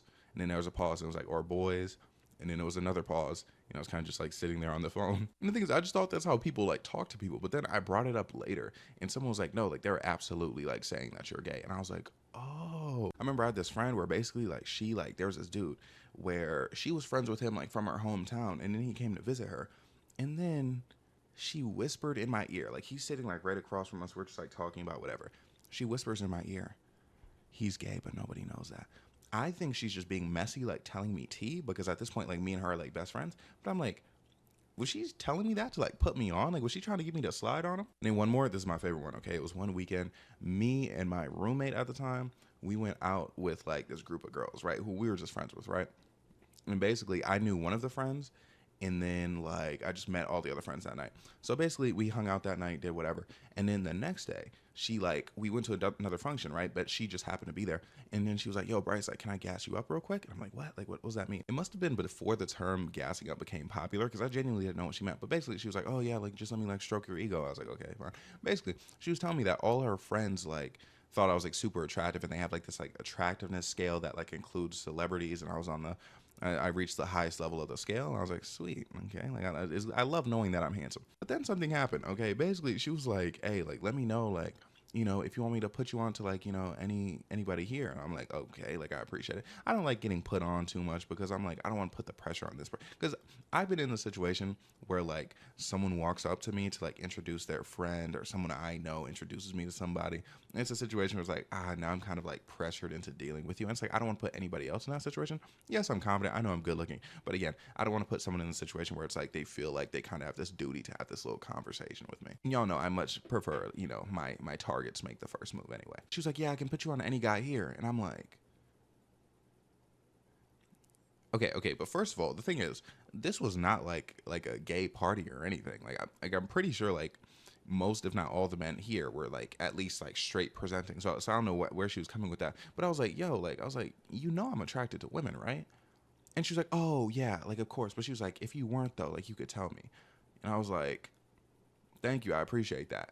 And she's like, yeah, but like, you know, you really could tell me. And I'm like, oh, like, thank you. Like, yeah. Basically, I don't remember exactly how it ended, but I remember the feeling in my heart when it ended. I was like, she 100% thinks I'm gay. She thought I was gay like before, but I know what I said in that conversation, like confirmed in her mind that I was gay. Because the things I'm just like, oh yeah, like that, like if I could like tell you that, like I know, like thank you. But like it definitely did come across as like, oh, like I'm gay and I'm telling you. So yeah, the gay allegations are very funny to me, very, very comical. Oh yeah, I remember one time I was at this function, and this girl, she introduced this guy to me, because like I heard the guy talking. She's like, oh, he was like, oh, like, you know, I don't know if he's like straight or like bi or like gay or whatever. And then she like introduced me, and here's like, bro in general just was not appetizing. So I'm like, bro, why would you put me in this situation? If you're gonna put me on a man, put me on like a baddie. Like don't just let any dude like come slide in my like physical IRL DMs. She was a real friend for like the attempt, but like a fake friend for like the attempt. This thing is like, say people like think I'm like gay, bi, or whatever. They see me talking to this dude. I don't want them thinking like my gay standards are low. Like, nah, I want them thinking I'm like going for like top shelf gay guys. But yeah, overall, it's all very humorous to me. Okay. And also, I'm not gonna lie, the bisexual erasure makes it funny. I wish that it was like completely erased, because like it makes everything so much funnier pretending it doesn't exist. Because it's like when people's thought processes go to like, oh, he's gay, he doesn't like women, like there's much more like humorous responses for that, you know, than like if they just are like, oh, like he probably likes men too. You know what I mean? Because like when people imply I don't like women, like it's kind of like it lends itself to where I can make like funny jokes. It's like, oh, I'm gay. Well, you know, I'm here with this girl right now. And then people are like, oh, like, you know, you're just like using her so like people like don't think you're gay. And now I'm like, oh, like, you know, perhaps I am. Like maybe that's what I'm doing. People are just silly, and I think it's really funny. Okay. And is this the video? Yeah, it's pretty much the video. You know, this video originally, like yesterday, I was gonna make it a video about homophobia and how bad it is. Okay. But now I'm not gonna lie, I feel like I would just sat and been like, yeah, homophobia is bad. Maybe that's a video I'll make another day. Oh yeah, I know I was gonna tell you guys a story about when they thought I was a predator. I gotta stop telling you that I'm gonna tell you something the next day, because chances are I won't. Sometimes I just get inspired by something else. But yeah, at some point I want to make a video where I talk about like the homophobia from women is like worse than the homophobia from men, in my personal opinion, as someone who receives, as you can see, vast amounts of homophobia from both genders. And things, the long and the short of it, I mean, here's the short of it. The long of it, I'm gonna give you another time. The thing is, when a man is being homophobic towards me, he's keeping it a buck. He's like, man, like, I hate you. I think you're gay. I want to beat you up for that reason. I can accept that, right? But when a woman is like trying to be like fake nice about it, it's the fact that it's the fake allyship that really bothers me. Because it's like, oh, like you're calling me gay, but then like you're claiming, like you're calling me gay in a demeaning, derogatory way, while also insisting that like you're just all for the LGBT, and you're not, okay? And you're truly not. And the things, if they truly were, a lot of these things happening to the LGBT wouldn't be happening, okay? But things, a lot of people, their money is not where their mouth is, okay? The bite is not where their bark is. But anyways, that is a video for another day. But I hope you enjoyed this one. State of affairs, I'm trying to think. What more do I got? But I'm still grinding. I'm grinding Marvel Rivals, because I will get to a respectable level before I tell you what level I'm at. Okay. And that's why I asked on Twitter earlier. I was like, yo, like what's a respectable level?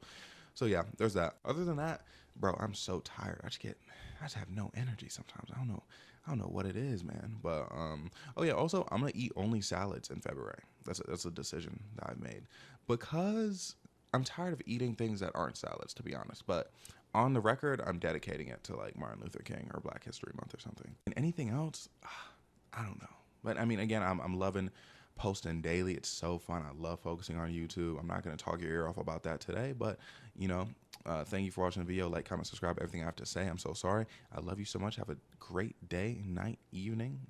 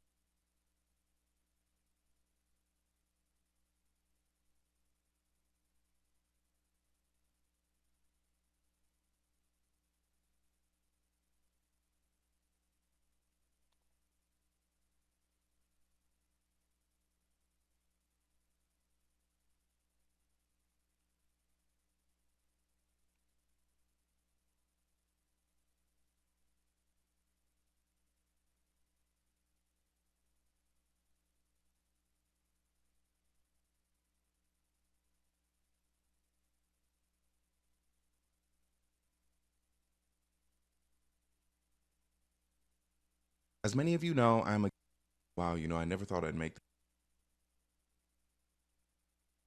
So people on Twitter have frighteningly low reading comprehension skills, okay? It's actually getting bad. Let me show you what today's video is about. This man made a TikTok, and what's very funny is TikTok and Twitter are always on opposite sides of the aisle, and I'm amazed by that. Like, there'll be like a viral TikTok, get on Twitter, the exact opposite narrative is being spread, okay? Basically said, when the white feminist asks, who set that system up? In reference to him, okay? And, you know, he's like, I'm black, you know, I didn't set the system up. And that would be accurate on multiple levels that we'll get to later. But they don't seem to understand what he's getting at here. Because look at this right here. If we back up, they're doing the whole sexism to white women thing. And I'm amazed. Another thing Twitter struggles with is context. Like, in context, where would the sexism be coming from here? Like, obviously, people don't understand the point, and I'm going to get to the point just so I don't have to keep telling you what people aren't getting without telling you. The point is, there's a specific genre of white feminists where they can be so stuck on the hating the oppressor that is men that they forget that they're white. And they also forget that race is a factor, meaning they're going to ask a minority who set that system up, when it clearly, it was not him. I'm telling you right now, it was not him. And it was not me either. And it was not my ancestors either. And I'm going to continue, but I'm going to show you a point that like people keep trying to make. Is that, dude, the patriarchy didn't magically arrive with the British. It was already in pretty much every group of people, which is true. Like, a lot of things that people seem to be taking from this is they think he's saying that black men, let me get back on you, can't be misogynist, which just isn't at all what's being said. And also, going off comments and quotes, they seem to think he's saying that black men don't benefit from the patriarchy, which clear, like, again, if you can read, bro, like, let me get a little on you again. This is when the white feminist asked me who set that system up. Oh no. I don't know where you would get that implication from. So it's like some of these people would literally agree with what it is that he's saying. However, they're choosing to morph the post into something they can argue with. And as you can imagine, that comment section is just a cesspool for racism and, you know, anti-blackness in general, particularly against black men. But as we all know, certain demographics only care about racism when it's against, you know, them specifically. Which honestly, I should just say is most people, unfortunately. But anyways, as far as the fact that, you know, most countries, most territories have a patriarchal system, okay? The thing is, it is not one size fits all of a patriarchy. Like, the world isn't all living under the same patriarchy. Our patriarchy is different from North Korea's patriarchy, which is different from Africa's patriarchy, different from Saudi Arabia's patriarchy. You know, like, we're doing different shit. Like, it's patriarchy, but it's different shit within the, like, it's a different setup of the patriarchy. So when these Americans are tweeting who set that system up, it wasn't collectively men that set up each patriarchy in the world individually. I'm not gonna lie, that would be, patriarchy's bad, but it would kind of be impressive if it was just one group where they're like, this patriarchy's gonna be like this one's gonna be like this one, you know what I mean? And they just kind of like mapped it out. Like, that would be impressive. And again, a bone of contention I have with this statement in general is them attributing who set that system up to all men. So, but let's assume for the sake of the argument, they're right for a second. Because again, I want to talk about black men specifically right now. If you're gonna ask a black American man who set that system up, you gotta be dumb as rocks. But there's gotta be just like cans of tuna, like up here. Like, there's no way. Like, when America was discovered, when this shit was still colonies, nigga, what black person had a say in how anything was set up? Like, genuinely and truly, what black person possibly could have been sitting in on the meeting, setting up the system? Niggas gonna be like Eli Whitney. And that brings in the very important point. Not every man, not even every white man set up the patriarchy. Like, even back then, like, again, I'm gonna get to like when they say it to men now, but even back then, the patriarchy was created by the people with power. Who were they? Men?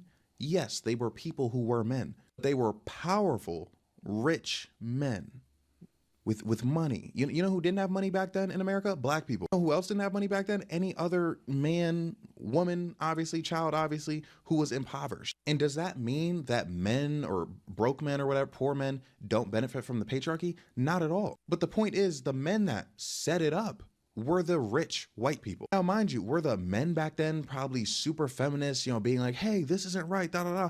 Probably not. But you have to understand, even if they were, it wouldn't have mattered, right? Because they didn't have a say in, same thing with white supremacy. Like, do all white people benefit from some form of white privilege in one way or another? Yes. And I'm sure some of you probably gonna get mad about me saying that. But yes, the same way all men benefit from some form of male privilege. But these privileges are to varying degrees, okay? Sometimes like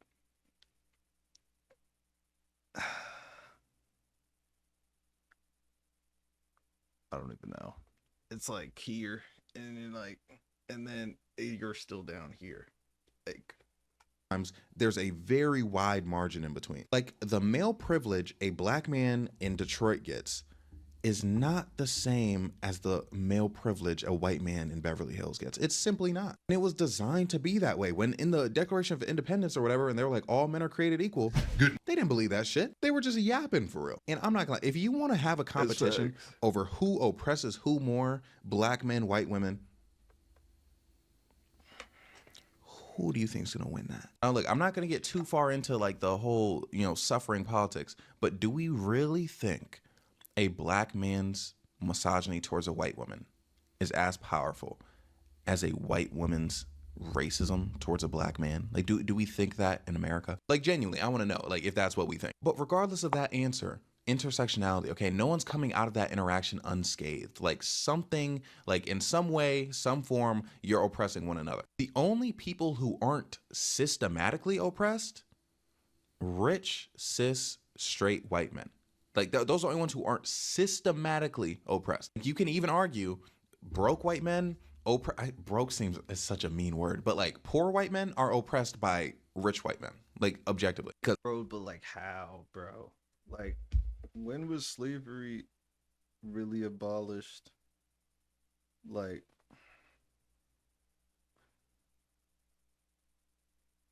you didn't make no money? Like, bro, they was lying, bro. They still had them shits, bro. They still had the indenture servitude, bro. Like, you ain't make no money, bro. Classism is also a thing, capitalism, all that jazz. So my problem with the who set that system up, and I'm still not even to the nitty gritty. We're out here debating, oh, you set that system up, you set that system up. Half the time you're talking to someone who makes the average salary, which is what? I significantly less than 100K. People whose forefathers did not have a say in the matter. Like, I feel like there's confusion between benefiting from the patriarchy and starting the patriarchy. Maybe even in reinstilling the patriarchy, holding it up, like propping it up, and actually creating and actually setting it up. There's a very big difference between those things, and it doesn't seem like these people on Twitter know that. Like, again, and specifically as to what this guy was talking about, black. Bro, didn't Abraham Lincoln soft launch freedom, bro? Black men didn't get a say. There was no, hey guys, like I think we should just know, like, because we were also oppressed. So him pointing out that a white feminist saying that is a bit crazy is not misogyny. It's not black men thinking they're exempt from misogyny, not them trying to like water down misogyny by saying white women. It's very pivotal to the point that he's making. And I'm telling you this right now, I'm of the belief anyone who says who set that system up is an idiot. But this point, like, it takes it too far. Like saying, like, arguing with the fact that black men didn't set up the system, that's taking it too far. But now I'm going to get more into the nitty gritty of why I think it's a stupid thing to say in general. When was the system set up? When? Dawn of time. Give me a year. I'm telling you, it was not a year in which any of us were alive and breathing. And you add that on top of the fact that it was specifically the rich white men who set up the system. Like, who are you talking to in a literal sense? Like, if men say, hey, this sucks, like, this is bad, blah, blah, blah, who set that system up? Literally none of us. Literally none of us. Like, I've never heard who set that system up used in a proper context to where it makes sense. Like, it just doesn't work. It doesn't do anything. BCE, like, it's not an bro. argument. You know what I mean? Like, again, a man's complaining about, let's just say, providing. Like, men should have to provide, da, da, da, da. Who set that system up? Are we trying to undo the patriarchy? Revolution. Are we trying to reduce misogyny? Or are we just okay that it's here? Like, can we get a clear answer on that? Like, who set that system up is a red herring. It's taking away from the point of what's being said. Yo, I feel like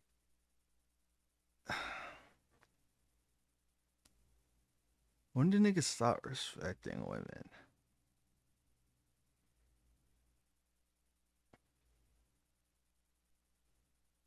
Like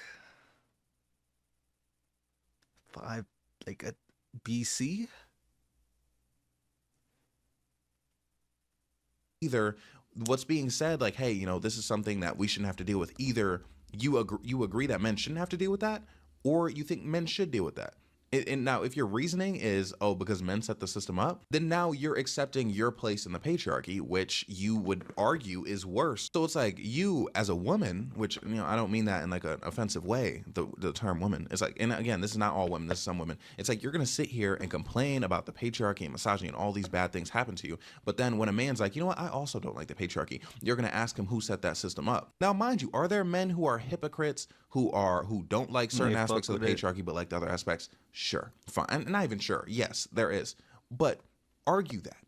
Don't ask who set the system up as a gotcha moment because you saw that one white woman say it in that video. And mind you, she's also an idiot because she used it poorly as well. I don't want to get copyrighted, so I'm not gonna show you a video, but it was a Jubilee video. It was this dude, because he was stupid, admittedly, but he was like complaining about like, oh, he's like, men have like the highest like unaliving rates, da da da da. And she was like, and who set that system up? And then it just went silent because apparently he was too dumb to realize how dumb what she said was, or maybe everyone in the room was just stumped by the stupidity, but then dumb niggas on Twitter couldn't tell the difference. Like, it gets to a point where now again, historically, we should understand how things came to be. Like, just like the same way we need to understand how slavery happened, you know, how Jim Crow laws, things of sort. We need to understand how certain aspects of misogyny came into play. But when we're having conversations about change and improving now, we need to be able to focus on the now. Again, if you want to argue that a man is being hypocritical, call him hypocritical. Say he's being hypocritical in this way. If he says, oh, you know, I don't want to pay rent, I don't want to be the only one working, blah, blah, blah. Ask him if he would clean up around the house. Ask him if he would cook, take care of his child. And if he says no, then call him an idiot, right? Like these are the simple things. But it's like there are certain things where people think just because like there's like a certain rhythm that people have. Where it's like, who set that system up? They feel there's some rhythm to them saying it. The way they type it out, it feels good coming out of their mouth, off their hands to them. Like it feels good, so they just say it and they think it works every time. But it doesn't, okay? And it's especially frustrating because me, someone who is a feminist, so I just think about how mad people get when I say that sometimes. But like when I'm genuinely saying these things, I'm like, oh yeah, you know, men shouldn't have to do this, men shouldn't have to do that. And I genuinely do believe that men should contribute proportionally to other aspects of the household to make women also working and contributing financially even out and make sense. When that's a view I actually have, but when I'm talking about the man side of it, when I get a who set that system up, it's just so counterproductive. Like in an ideal world, we are at the table together discussing these things, but instead it's just like you're trying to dismiss that. And that's not me saying that women are just always dismissing men, because men, of course, do the same thing to women. But the thing is, men doing that to women does not excuse women doing it to men, and vice versa. It's like we're in this endless stream of not listening to each other. So that's how none of these problems ever get solved. It's an endless cycle of, oh, men do X, Y, Z. They don't care about what we have to say, so why do we care about what they have to say? Men see that, oh, women do X, Y, Z. They don't care about what we have to say. Why do we care about what they have to say? And it's just going back and forth, back and forth. And again, the most important thing in reference to this video, niggas simply didn't set the system. Like us, we didn't do it, bro. It was them back then. Now, again, if you want to talk about who's perpetuating the system, fine. If you want to point out the ways that men perpetuate the system, by all means, that's actually productive to the conversation. But saying who set the system up, literally, again, what you're alluding to, not true. Like, just simply objectively not true. 99% of the time is also irrelevant to the conversation. And it's just simply a distraction from the point that's actually being brought up. Again, if a man's complaining about something and you don't think he should be complaining about it because you don't think it's bad, then argue why you don't think it's bad.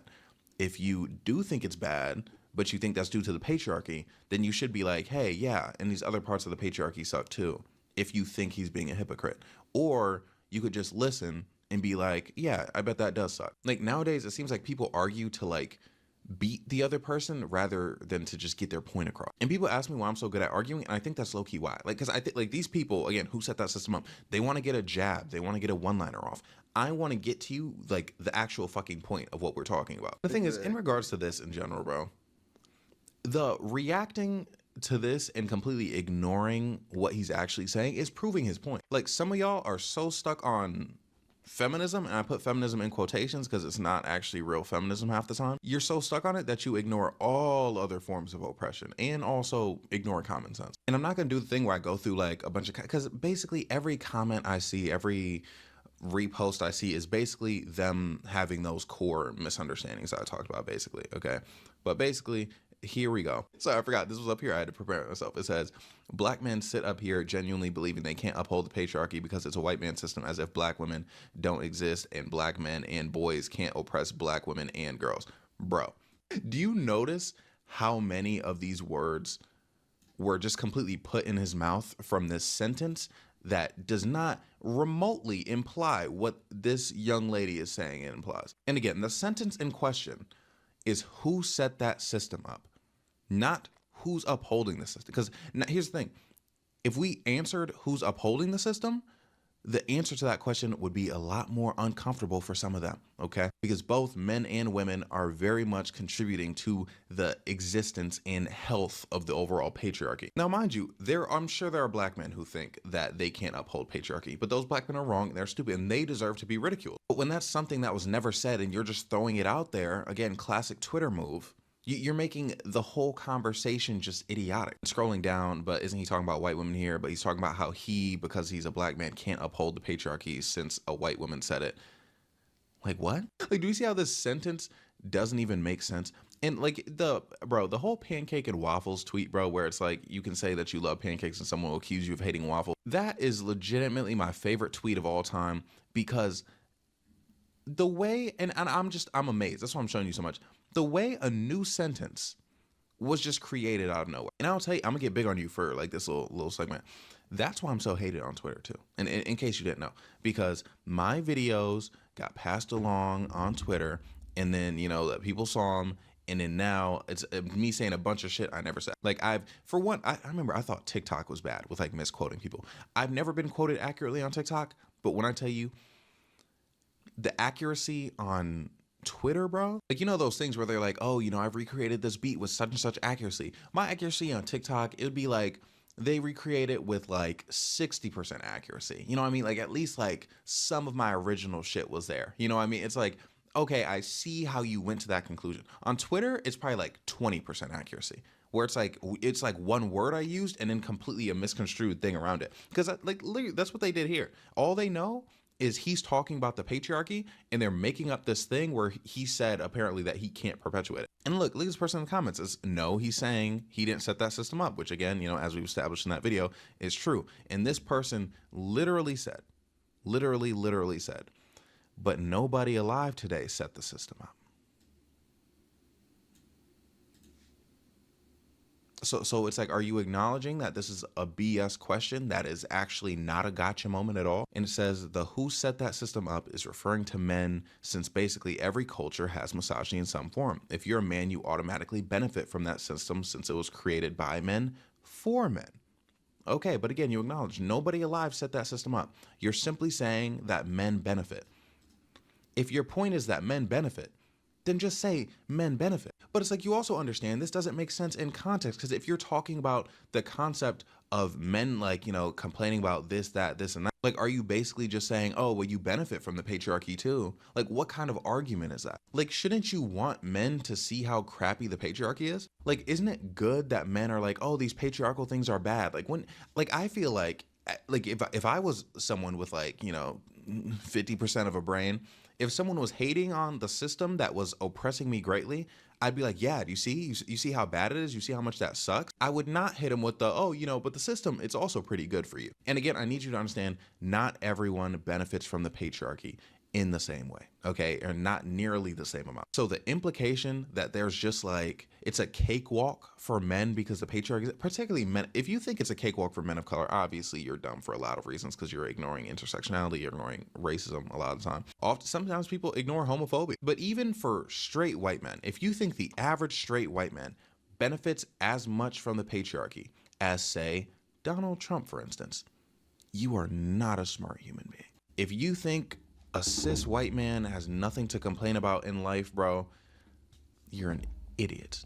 There's simply, like, the system was not set up for the people. The system was set up for the elites. And, newsflash, if you're not a cis, straight, white male who has millions to billions of dollars at their disposal, you're not one of the elites. And that means these people that you're arguing with online also probably aren't the elites. So not only did they not set up the system, because nobody today set up the system, but even if the system was being set up today, they wouldn't have been the ones to set up the system. So do we see how stupid it is to ask a man, period, but particularly a black man, who set that system up? I'm begging you all to do better, because no progress will be made if we keep just making stupid taglines like this. And plus, trust me, it's not just women making stupid taglines. I promise you. Absolutely, certain races do it, certain other groups do it. It's just, for some reason, oppressed groups love to get those lyrical sayings. I wasn't gonna give this example because it's another hot button issue, but the whole black people can't be racist thing, when by definition black people can be racist. They're just these things, these lines that oppressed people decide to say because it makes them feel better about being oppressed. And again, being oppressed is bad. You can't necessarily blame them for the fact that they want to cope with it in ways that they can. However, you have to acknowledge that there are some ways of coping with your oppression that are reinstilling your own oppression. Like you asking a man who set that system up after he's complaining about the patriarchy, or honestly in any real context, you are digging your own metaphorical grave. You are being a tool in your own oppression, which, as the internet has shown us, a lot of people are doing. So many people are doing. And I think I have another video about that coming up soon. But yeah, that's this video. Okay, don't ask who set the system up. Don't. It's stupid. Don't do that, please. I'm begging you, bro. I need that trend to end, right? I don't know how it hasn't been shut down by the masses. We need some sort of movement of people with common sense to just put a stop to all this foolishness. But you know how that shit go. But yeah, that's essentially the video. I don't know how long this video is, so if it's short, I'm sorry. But dude, when I tell you, I've been up for so long getting content done, dog. Took 6 caffeine pills, okay? Because I told myself, right? Because I kind of had been a bit behind. I've been doing things the day of, recording. Oh, speaking of which, I'm gonna have to post in a second. Oh yeah, but I decided, I was like, bro, I've been behind. I've been having to record and post things the day of a lot of the time, which this is gonna be the day of, but I got so many TikToks done, I think I'll be able to focus on a YouTube video when I wake up, basically. And it's 8 a.m. No, it is 8 a.m. I forgot I'm in Pacific time now. But yeah, I was everything's been so late. I was it gives me these moments where I'll sit down for a second and I'll be oh, I'm relaxing, but then I'll be thinking I got to get shit done.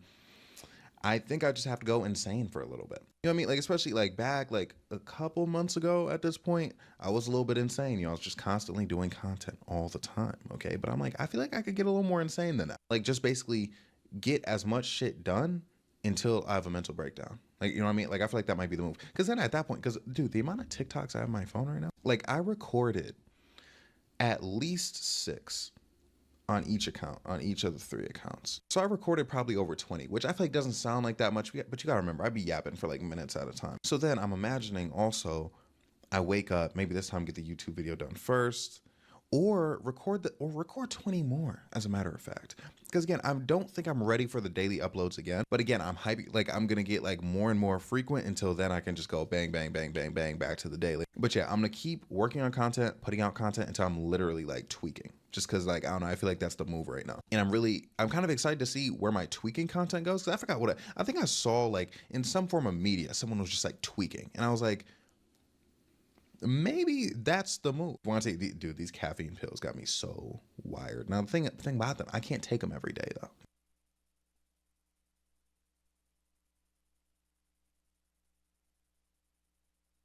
Sin, please post Breaking Bad Season 2. Oh my god, you did this instead of Breaking Bad Season 2? How dare you post this bullshit and not Breaking Bad Season 2? Okay, my god. Y'all are acting like a bunch of children. I still love y'all though, but my god. If I had to see one more "Where's Breaking Bad Season 2" comment, I was gonna blow my brains out. And I bet in this comment section it's gonna be where's Snowfall Season 3? Where's The Wire Season 2, Sin? Sin. without further ado, this is Breaking Bad Season 2. Well, we start off where we left off at, with my man Walt in the middle of this junkyard with a silly hat and glasses on, and Tuco beating the shit out of his subordinate. I'm gonna be honest with you, things were gonna be fine until a subordinate tried to undermine him and tell Walt, make sure you got the right amount of meth on time next time. Now, Tuco wasn't trying to hear that shit, because who told you to talk, first off? But secondly, you don't think that they respect me enough to bring me my shit on time? So he beats him to death. Well, at first, it looks like he just beat him up, but then Tuco and his big-ass goons spin back and, well, sheesh, that nigga's dead. So he hides him under a car.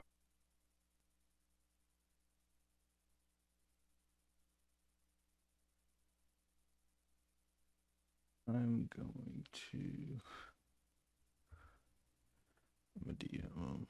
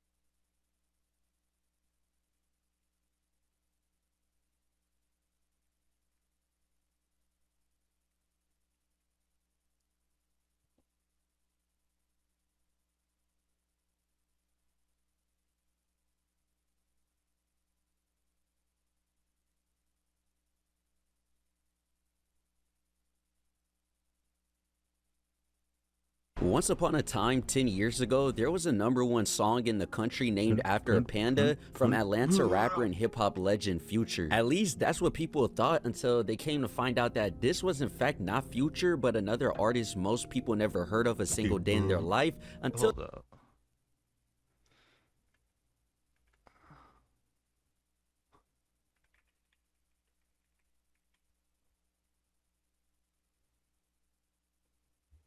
Finest. Timmy, Turner. He be wishing for a burner. The key everybody walking. You know that it's on the finest for bitch with BT. How they watch if I get no BT. Riding for Wally. Key everybody walking. You know that it's on the finest. Timmy, Turner. He be wishing for a burner. To kill everybody walking. You know that it's on the finest for bitch with BT. How they walking, she fucking no BT. Riding for Wally. Kill everybody walking. Know that it's on the finest.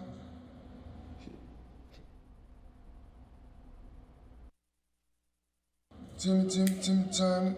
He be wishing for a burner. To kill everybody walking. You know that it's on the finest for bitch with BT. How they walking, she fucking no BT. Riding for Wally. Kill everybody walking. You know that it's on the finest. Timmy, Turner. He be wishing for a burner. To kill everybody walking. You know that it's on the finest for bitch with BT. How they walking, she fucking no BT. Riding for Wally. Kill everybody walking. Know that it's on the finest. Soul. Post girls OT on go. Speaking on English, saying my quotes. Paris runway show. Ain't Halloween, but we ain't talking about shit. I've been gone for 4 years. Niggas still ain't making hit. Busy getting paper, trying to keep my uncle off the bricks. Show my ass like they. This is not the right one. Designers in this.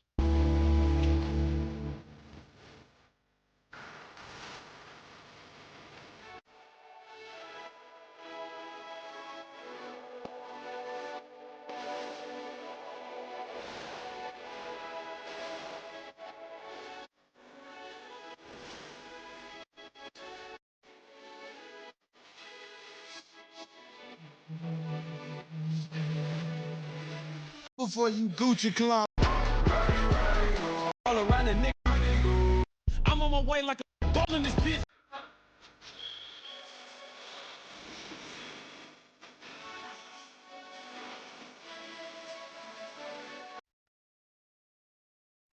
Misogyny beat. My actions.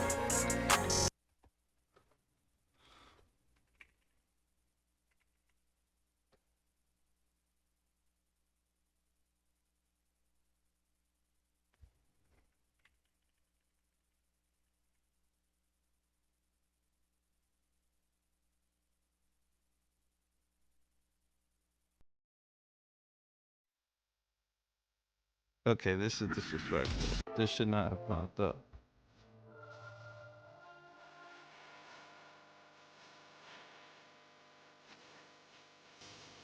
Nah.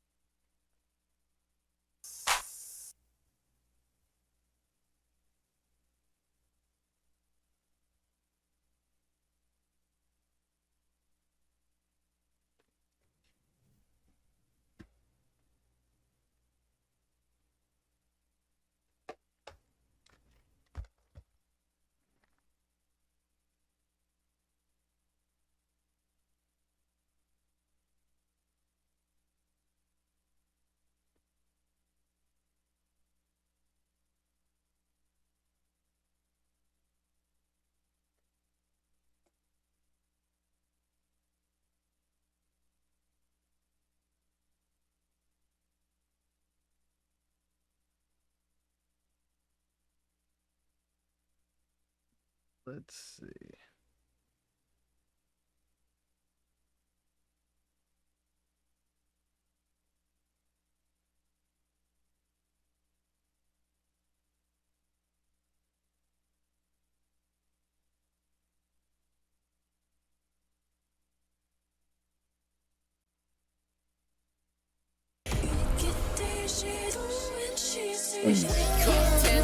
On my 2 feet and nothing like you. Why you doing me like this? I got deja vu. Spring Trends 2026. Let's talk about it. Hear me out. I'm making the executive decision. This is how we, you, me, we are gonna be moving in spring, hair free, pirate energy. We're gonna be effing around and finding out that 1942.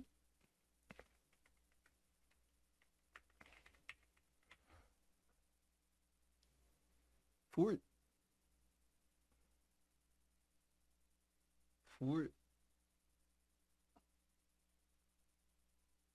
Yeah, the more you look into Christopher Columbus, just like not real. 1492. 1492. Nah, bro. Situations really are just black and white, right and wrong. And so be on the side of right. It's as simple as that. Sure, the cost is high. Believe me, like you, Everett, I lost literally everything.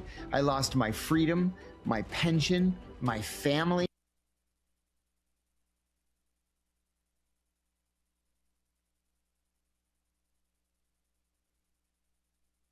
My name is John Kiriakou.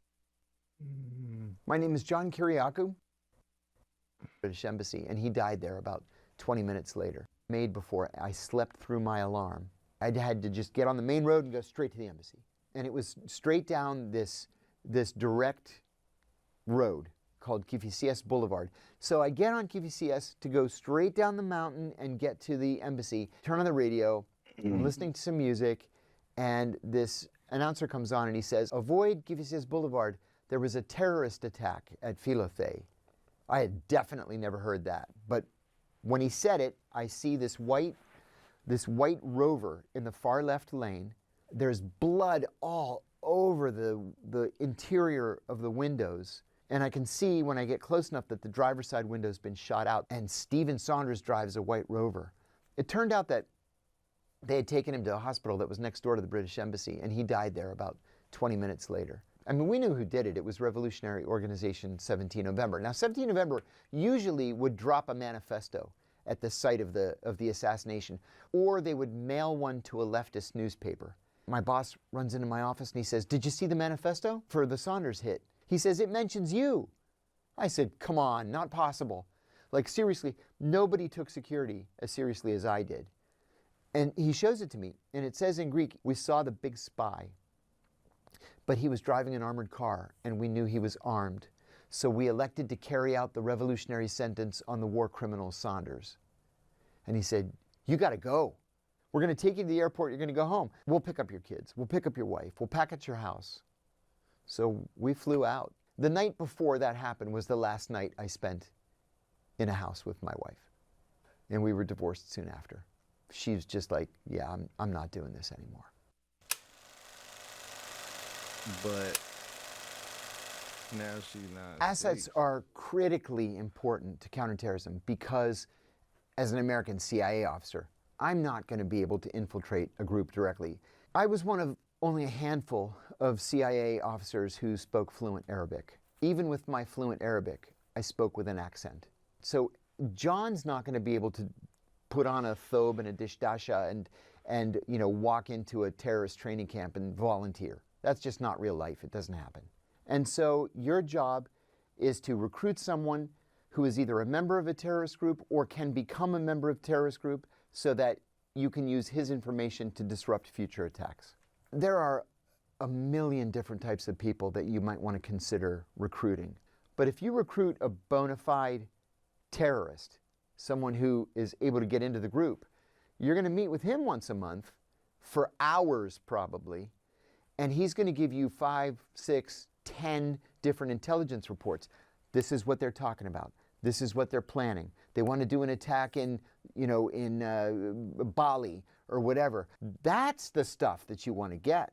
When I was training as a case officer, one of my instructors said to me that he had gone through his entire 30-plus year career in operations, and he never, ever had a target say no to a recruitment. And I said, "You must be like some kind of a magical wizard of recruitment." And he laughed and he said, "No. When you eventually say, listen, I'm not really, the economic officer here. I'm really a CIA officer. When you drop that cover, you have to be certain that they're not going to run screaming from the room, calling for the police, reporting you to their ambassador. You're going to get arrested. You're going to get expelled. Your career's going to come to a halt. You have to be 100% sure. That's where you take them to lunch, you take them to dinner, you spend weekends together, you do day trips, your wives become friends, your kids are playing together, to the point where you have figured out by now whether he has a vulnerability, and a vulnerability can mean a lot of different things. Maybe he just really, really loves his kids. That can be a vulnerability, because then that allows me to say, I see how much you love your kids. I know you want your kids to go to the best schools. I can literally get your kid into Harvard. And I'll pay for it too, by the way. And he says, well, what do you want in exchange? Well, I want the plans to that new Russian tank. I'd really like to get a peek at it. Another vulnerability would be, maybe the guy's wife has cancer, but you can get her into the Mayo Clinic, where she can get the best cancer treatment on the planet. Maybe the guy's a drinker or a gambler, even better, and he's always short of money because he's maybe embezzling a little bit from the embassy. 95% of recruitments are made for the money. Sometimes it's ideology, sometimes it's this desire for excitement. They love James Bond, they want to be a part of it. And sometimes it's for revenge.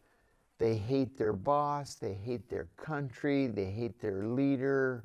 You've got to develop that target to the point where he comes to believe that you are his best friend. To the point where in your heart, he's willing to commit espionage for you. The resources at the CIA are virtually unlimited.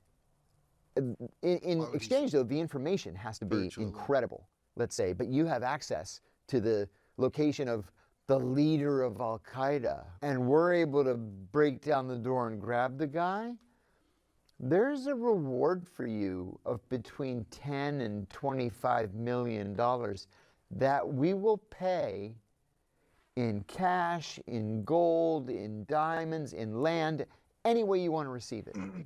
But the budget is going to be there if the information's good. I made a recruitment one time. I heard from a source a group of members of a terrorist cell were meeting for coffee in the same coffee house. Every single day, 10 o'clock, they'd go for coffee, which is a terrible thing to do by way of tradecraft, right? Never establish a pattern. I started going there at 9:30 in the morning. So sure enough, 10 o'clock, they came in, 4 or 5 of them. And one of them turned and looked at me. I did that for a week. I started the second week. Every day, 9:30, I'm sitting there with my Arabic newspaper. And this time one of them nodded at me. So I nodded back to him. And then one day, he came in by himself. And he sits down, and we start talking. And I ask him, how's his family? Oh, he said, my wife is in Cairo with my son and my daughter, and I've never met my son. He really was a family man. He was religious. He made some bad decisions and ended up in Afghanistan, and he just wanted to go home. And I said to him, if that's all you want, you just want to go home? I said, well, I can take care of that. To make a long story short, I recruited him. I got him his passport. I gave him some money to get himself established again and put him on a plane. And he gave me in return everything I had asked for. Very specific information that we use to actively recruit other Al-Qaeda members. I asked him at the end of it, why did you let me recruit you? And he said, I've been here for 5 years, and you were the first person who ever asked me about my family. There are no tactics taught to help you ingratiate yourself with potential targets. You either have it in your gut or you don't. So a normal asset meeting, you go through the Mad Minute, where you followed here, we followed home last time. Did you have any problems, any concerns during the course of the month? And let's meet 1 month from tonight, at 8 o'clock at such and such hotel. Then you sit down, you have a coffee. How was your month? How are things going? What have you heard? What do you think about this guy? What do you know about him? Do we need to be worried about him? Is he going to be in charge of the weapons cache? That kind of thing. It's not unusual for a meeting to last 2 or 3 hours. I was in a meeting once that lasted 8 hours. It could be at a safe house. It can be walking down the beach. Anywhere where you're going to be safe, and that will be private. There was one source I recruited. It was too dangerous to meet him in the country that I recruited him in. So we would fly to Europe, and we would meet in Europe once a month. And we would meet like 8 hours a day for 3 days. And then I would take a train to a different country, so it didn't look like we were both flying back from the same city at the same time, and it didn't arouse any suspicion.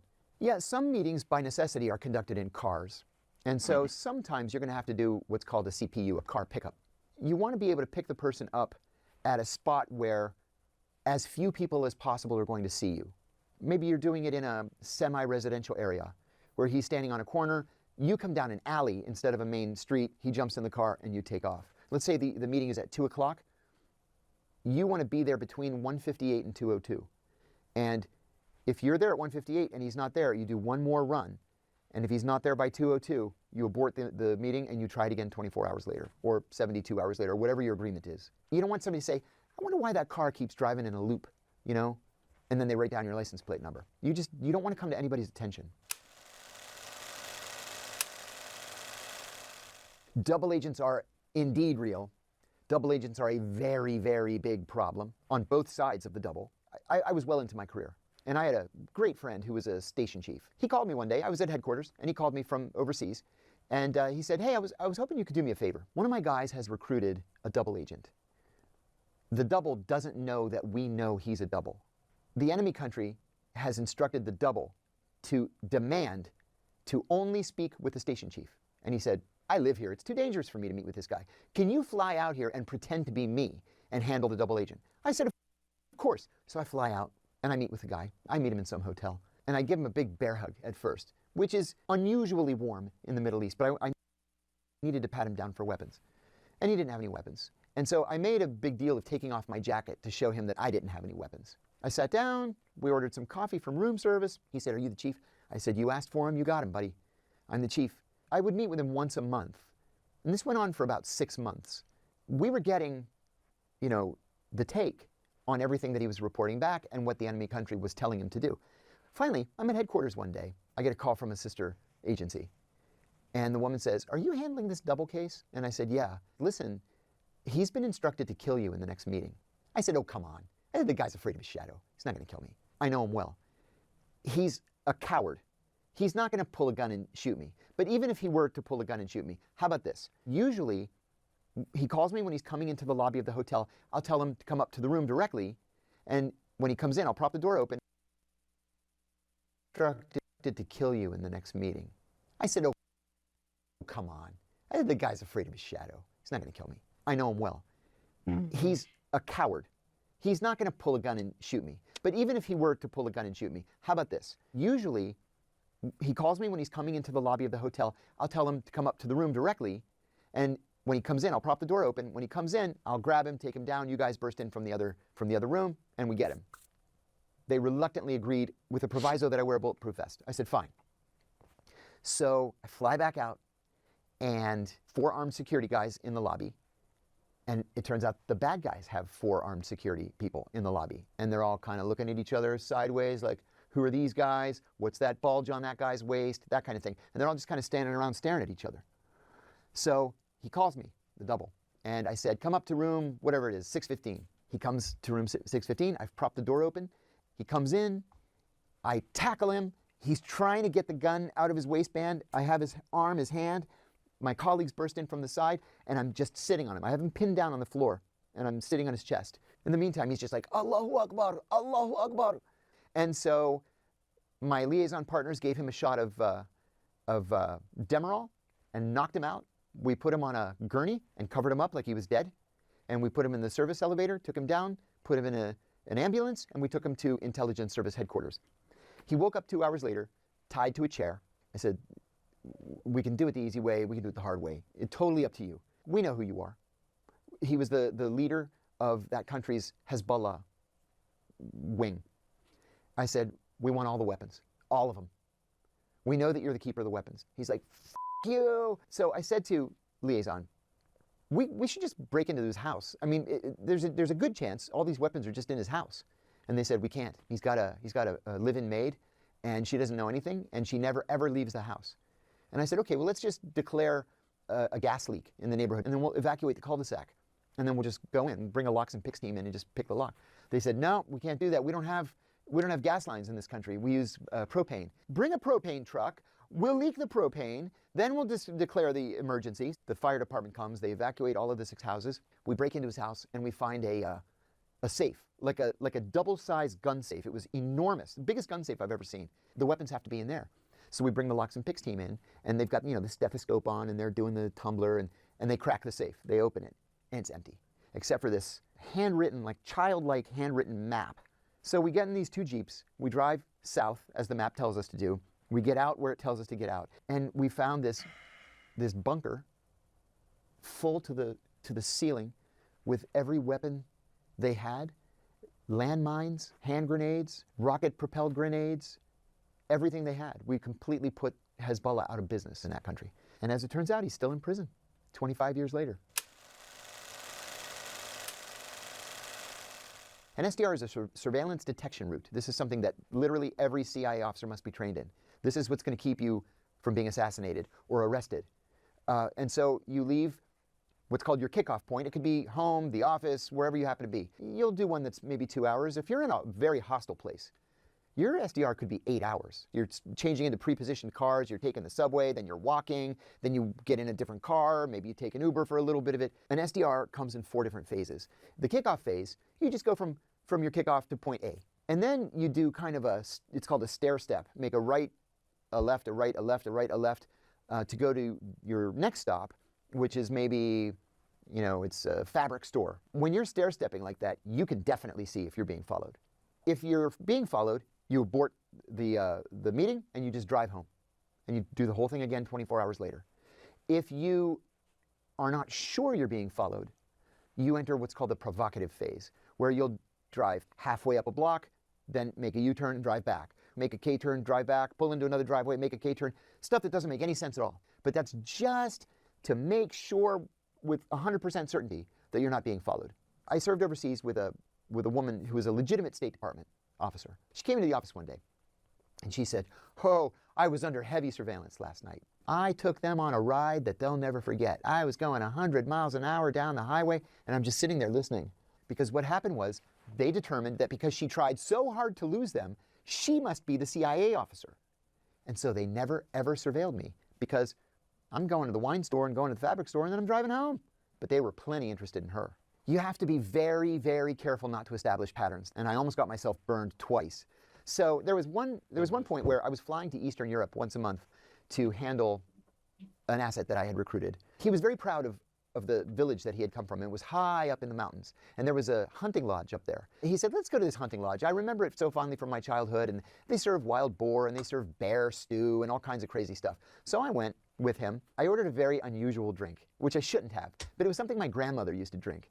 And I remembered it from my childhood. And he was talking about his childhood. So I ordered the drink. And the waitress brought it to me. The next month, I flew up to see him. And he said, "Let's go to the hunting lodge again. They have venison this time of the year, and it's really amazing." So we drive to the hunting lodge, and I ordered the drink, the same drink. And the waitress says, "I remember you." And I said, No, I don't think so. I've never been here before." And she said, "Yes, you have. You're the only person who's ever ordered that drink. And I've been here for 10 years. I said, "Oh, that's right. I was here once before." It's like, doggone it. She spotted me. Now, she was just a waitress. But what if she had been an intelligence officer posing as a waitress? Or what if she was a police informant who's going to now rat me out to the local cops that I'm meeting with this, this guy? And so afterwards I said, "I am so sorry. I blew it. We can never, ever go back there again." And we never did. In January of 2002, I was named Chief of CIA Counterterrorism Operations in Pakistan. And there was a flood of al-Qaeda fighters across the border into Pakistan. So I went out and I came up with this idea that instead of trying to catch them in these forbidding mountains, we'll catch 5, 10, 20 at a time in the safe houses. So that's the practice that we adopted. And then after I had been in Pakistan about 6 weeks, we got word that Abu Zubaydah was somewhere in Pakistan. We thought at the time, wrongly, that Abu Zubaydah was the number 3 in al-Qaeda. If you wanted to be smuggled into Afghanistan to make jihad, he would smuggle you in. And finally, I asked headquarters to send a friend of mine out. He was a targeting analyst, somebody who pours through millions of bits of data to try to isolate the location of one person. I said, "Buddy, we're on the trail of Abu Zubaydah." And I said, "But he's right ahead of us. We just can't catch him." Like sometimes we'd break down a door and there's a cigarette that's still lit. So I said, you gotta pin this down for me. We just can't find him." Finally, he came to me and he said, "I can't get it down to any fewer than 14 sites. I said, 14 sites? We've never done more than 2 raids in a single night before.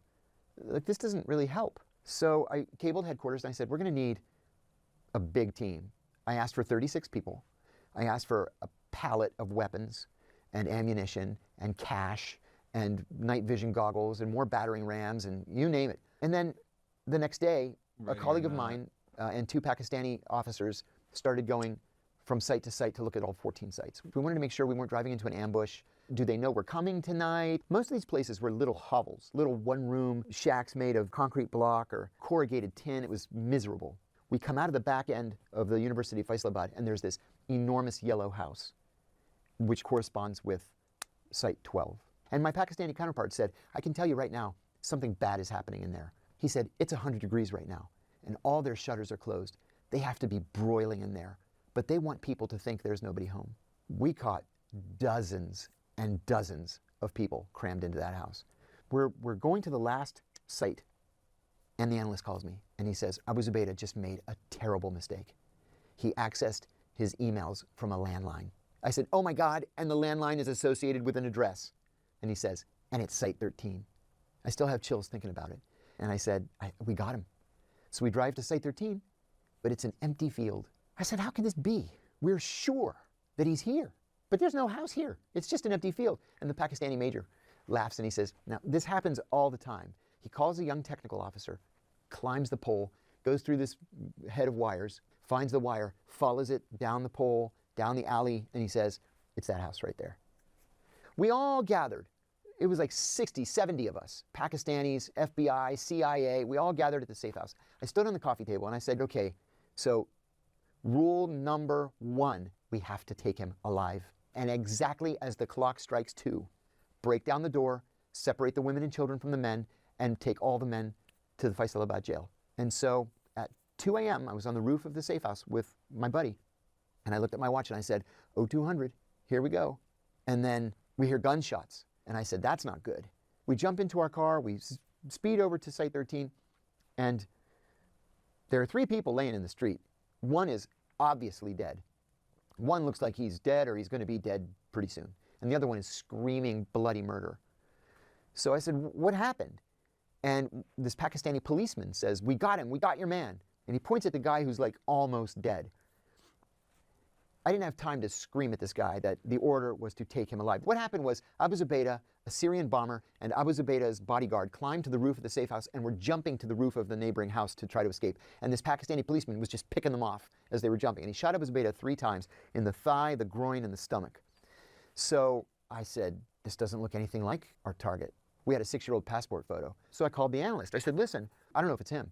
He said, give me a shot of his eye. I'll run a retinal scan. So I lifted up his eye, and it was rolled back in his head. All you could see was white. He's bleeding to death. All I get are the whites of his eyes. He said, get me his ear. Take a picture of his ear. I didn't know that no 2 people on earth have the same ears until that night. They're like fingerprints.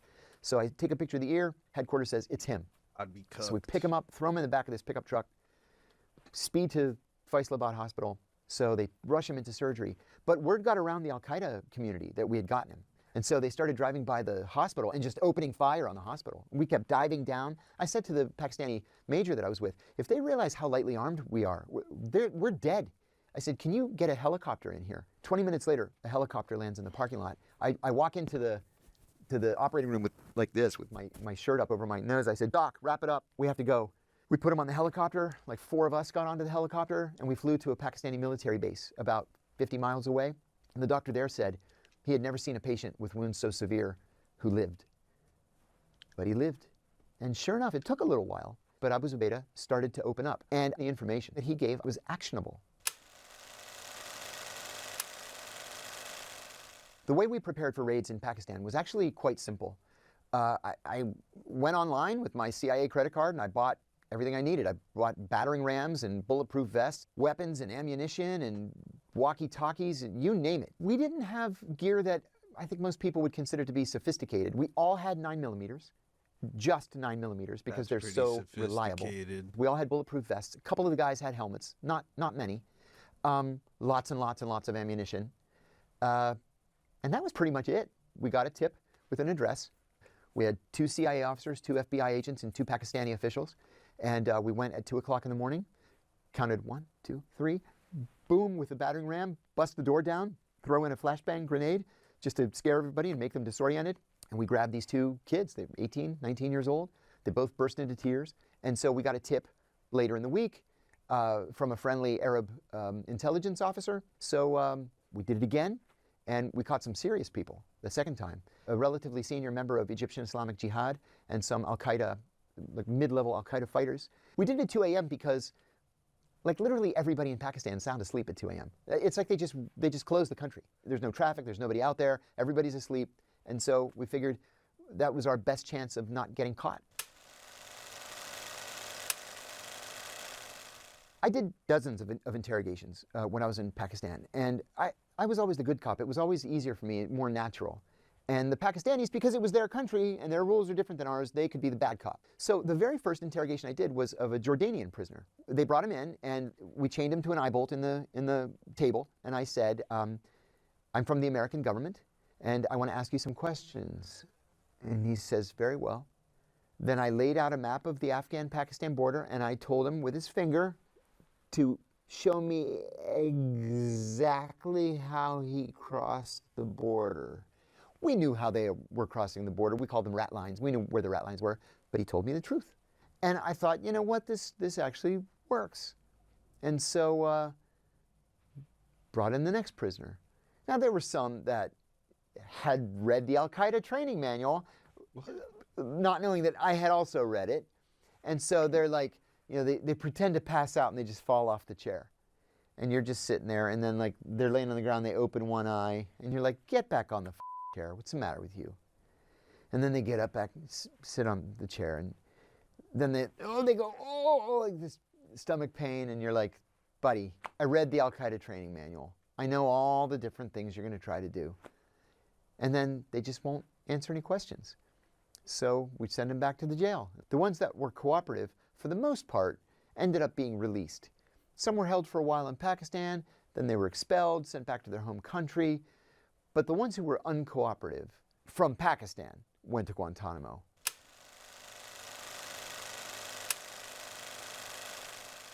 My conversations with Abu Zubaydah were generally not substantive. After 56 hours, the CIA sent in a private jet with a trauma surgeon from Johns Hopkins University Medical Center. He flew out to the base. They picked up Abu Zubaydah and they took him to the first of about a half a dozen secret sites. They took him all over the world just to make sure that the flight couldn't be traced. So he arrived at the secret site and was given 6 weeks to recover from his gunshot wounds. And so after 6 weeks, he was well enough to be interrogated. So an FBI agent by the name of Ali Soufan began interrogating him in that FBI way, where you treat people with respect and establish this rapport. Maybe you offer him a cigarette or an orange or a cup of tea, or if he's really, really helpful, you let him write a letter to his parents or whatever. And sometimes that takes days, weeks, months, whatever, but they always open up. And sure enough, it took a little while, a number of weeks, but Abu Zubaydah started to open up. And everything that he gave Ali was true. And it was actionable. For example, we didn't have any idea what the Al-Qaeda wiring diagram looked like. This sounds nuts now. But in the immediate aftermath of 9/11, we didn't know what this Al-Qaeda really was. The other thing he told us was even more important. So Abu Zubaydah told us about Khalid Sheikh Mohammed. We had never heard the name before. And we were able to focus all of our counterterrorism assets just to find Khalid Sheikh Mohammed. And we found him. It took us another year, but we found him.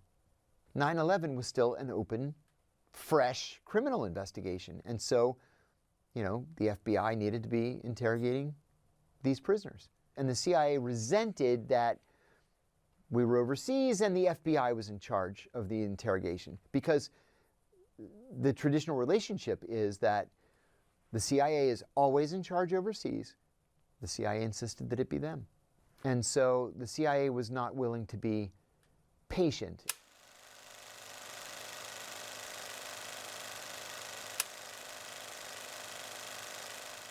They picked up Abu Zubaydah and they took him to the first of about a half a dozen secret sites where he underwent merciless torture. And we have nothing to show for it.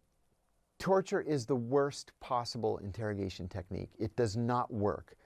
Yes, eventually the prisoner is going to tell you what you want to know or what he thinks you want to hear. But there's so much garbage that's thrown in with that. It's going to take your analysts months to pour through the information to see what's real, what's not real. And by then, you know, the bomb has already gone off or the operation has already taken place and, you know, you've just cost more American lives. Torture is not appropriate under any circumstances. We caught a guy in Pakistan and we sent him off to be tortured. And I start getting these hair on fire cables from the secret site saying, here's an address in Quetta. It's the big Al-Qaeda safe house. You have to go raid it. And we bust down the door in the middle of the night, and it's just some old lady living in her house. Then we get another hair on fire cable saying there's a weapons cache, and it's buried next to this building in Peshawar, and here's the address. And we go, and it's a shish kebab restaurant. And we've got, you know, metal detectors and ground penetrating radar, and there's nothing buried there at all. The Senate Select Committee on Intelligence majority staff decided to do a complete and comprehensive study on the CIA's torture program, which of course the CIA called enhanced interrogation techniques. They ended up writing a 5,000-page report that is so damning and so highly classified that all that was released was a very heavily redacted copy of the 500-page executive summary of the report. And so the CIA essentially admits that it came up with a torture program, it paid handsomely for the torture program, it implemented the torture program. When I returned from Pakistan, I was asked by a CTC colleague if I wanted to be, his words, certified in the use of enhanced interrogation techniques. What did I just do? I had never heard that term before. So I said, that sounds like a torture program. He said, it's not a torture program. DOJ approved it and the president signed it. I said, this is a torture program and I don't want anything to do with it. I was the only one who said no. That conversation about torture bothered me very deeply. And then I got passed over for promotion. I just captured Abu Zubaydah with these two hands. And we still thought at the time he was the number 3. And I got passed over for promotion. I went into my boss's office. I was screaming. And he said, in your promotion panel, the director said that you displayed a shocking lack of commitment to counterterrorism. I said, because I won't torture people. Well, I was also friendly with the deputy director of the CIA. And he came up to me. He came up to me one day and he said, he goes like this, your name wasn't on the list. I said, you believe it? And he promoted me with the stroke of a pen, which was incredibly generous. And then I went on to my next assignment after that. Resigned from the CIA a year later, went into the private sector, and I thought, you know, this torture program is so wrong and so illegal. Somebody's going to say something to the media. And nobody did. And then in December of 2007, ABC News called me. I had never spoken to a journalist before. He had a source who said that I had tortured Abu Zubaydah. I said, absolutely untrue. I was the only person who was kind to Abu Zubaydah. I'll give you your interview. They didn't even ask this dude any questions. We met up at ABC News studios in Washington. I said that the CIA was torturing its prisoners. I said that torture was the official policy of the U.S. government. It was not the result of a rogue. And I said that the policy had been personally approved by the president. I am very sorry to tell you that Abu Zubaydah is still in Guantanamo today. This is a man who has been in American custody now for almost 24 years. He's never been accused of a crime, let alone convicted of one. And according to the Senate torture report, quoting the CIA, he will never be freed, and when he dies, he'll be cremated and his ashes thrown into the Caribbean. It's un-American. I've been in touch with his attorneys, and they continue to be slightly hopeful that the political tide will eventually change and somebody in the White House is going to do the right thing. I hope that's the case. I think he should have been released many years ago when we first realized that this was not the number 3 in Al-Qaeda, that he had never committed a crime against Americans. He had never joined Al-Qaeda. And even if he had founded the House of Martyrs Safe House and the Kandahar and Helmand training camps, he's paid for those crimes many times over. He should be released.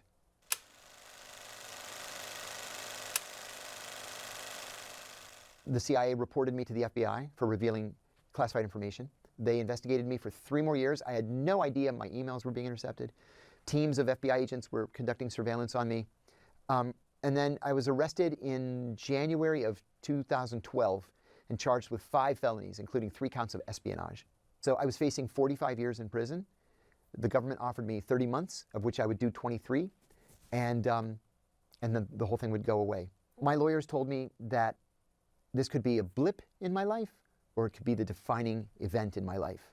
Make it the blip. My wife and I stayed up all night long. And I said, by God, I haven't done anything wrong. I'm not going to take it. The lawyers were so mad, they came to my house 7 o'clock in the morning. And he said, you know what your problem is? Your problem is you think this is about justice. And it's not about justice. It's about mitigating damage. Take the deal. And I said, if I don't take the deal and I'm convicted, what am I realistically looking at? And he said, 12 to 18 years. Take the deal.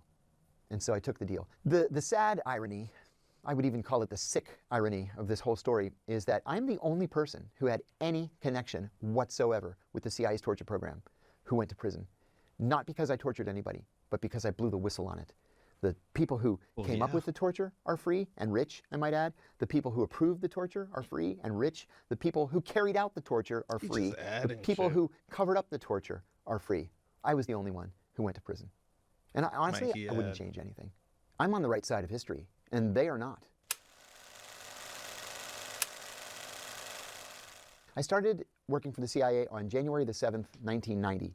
And my first job there was in an office. It was to be an analyst. I got bored with analysis in 1997, and so I decided to make a very unusual switch to counterterrorism operations. A counterterrorism ops position opened where they were looking for an officer who spoke either Greek or Arabic. It turned out that I was the only person in the entire CIA who spoke both Greek and Arabic. They decided that it was a lot cheaper and a lot easier to take a linguist and teach him operations, so I got the job. Then you start the basic training on how to recruit spies to steal secrets. And you go to training at what's called the Farm, which is the CIA's famed training center. The first thing I did was a class that we called Crash and Bang. It was literally crashing cars through roadblocks or having your instructors shooting at your car with, paint pellets and you rolling out of the passenger door and opening fire on a robot that's firing at you from a van. The bang part was learning how to use weapons, the Glock 9mm semi-automatic handgun, the Smith & Wesson 38 revolver, the Remington pump-action 12-gauge. We fired tens of thousands of rounds and really became experts in these things. It was a lot of fun. And then you go into these other courses, things like defensive driving, counter-terrorist driving, surveillance and surveillance detection. And then I went on to my assignment in Greece. I was halfway into my tour in Athens when I received a cable inviting me to apply for acceptance to a new training course called Advanced Counterterrorism Operations. And I jumped at it. So I flew back to the States, took 6 weeks, and it was like in-depth, high-threat, high-danger counterterrorism operations. Then we started doing things like beacons, for example, or listening devices, or covert video, or, we were just starting with this notion of drones. It was all brand new. The driving portion was more about crashing through roadblocks, crashing through cars. I got injured in that training. I mean, this is serious. If you're in some island in the southern Philippines and the Al-Qaeda people down there are trying to stop you and they've got 2 cars blocking the road and you've got to crash through, you have to know which part of the car to crash through. For example, if they're just like this, right? The engine's too heavy. You're going to kill yourself if you crash into the engine. So you crash through the trunk, it pushes the car out of the way, and you are able to drive off. You learn little things, like the very first thing I do when I get in my car, and I still do it to this day, is I lock the doors. Before I even put the key in the ignition, I lock the doors. Because in training, they have you blindfolded, and then they lift the blindfold off, and you have 3 seconds to respond to whatever it is you see in front of you. It might be a roadblock, it might be a guy standing with an AK-47 in front of you, or it might be a guy opening your door very quietly to put a 9mm at your head and say, bang, you're dead, you fail. And then you have to do the whole thing over again. So you learn all these different techniques. Yeah, they sent us out to Utah and then Nevada, and we just drove through the desert over sand dunes and, how not to get stuck. Then we were on a track, 60 miles an hour backwards and spinning around. We learned how to do pit maneuvers, but it's a lot of hands-on stuff. You're pretty banged up. Everybody had whiplash when we finished. And I had to have my right knee replaced, what we do for our country. So they prepared me for everything. In retrospect, nothing could possibly have better prepared me for 9/11 in Pakistan. I had been in Greece for a couple of months, and I had bought a 50-inch TV. So I had the TV on the back seat of my BMW 540, my armored BMW. I noticed that there was a motorcyclist to my right, and he was trying very hard to stay in my blind spot. So when I slow down, he slows down. When I speed up, he speeds up. I'm a little nervous. So I unzipped my fanny pack so that my gun was easier to get. And I slowed down, he slowed down. I decided to slam on the brakes and try to hit the guy. But he was good. So I hit the brakes, I swerve to the right, he swerves to the right, I miss him. I speed up, he speeds up. I swerved to hit him a couple of times again, and I couldn't hit him. But then it's Athens, which is famous for its traffic. So we come to this intersection. It's like a major intersection. It's 12 lanes, if you can imagine. And it's just jammed full of traffic. So I'm stuck. I pull out my gun. I'm starting to kind of panic inside myself, not thinking I'm in an armored car. Just crash the cars out of the way. That's what you're trained to do. But I'm prepared to get out and shoot the guy. He gets off the motorcycle, he reaches into his waistband, and he pulls out what looked to me like a 38. It was a smallish gun. It may have been a 22, but it looked like a 38. I saw a path to escape, and so I gunned it. I crashed the motorcycle. The motorcycle just goes flying, and I take off up GVCS. So I got to the cops, and they found the motorcycle. It turned out the license plate had been stolen. Then the question is, was this an attempted terrorist attack? We went out to literally every single one of our counterterrorism sources. None of them knew anything. And in the end, and it was a weeks-long investigation, they determined that it was an attempted carjacking. It was a thief who saw this, at the time, state-of-the-art gigantic TV on the back of a BMW, and he thought, I'm going to carjack this guy and take his car and his TV. But it also put me in a frame of mind to be more wary, and so when I got to Pakistan, I was much quicker to act. I really believe that the future of counterterrorism is a combination of human intelligence and drones. To infiltrate terrorist groups, though, the drone's not going to collect the information.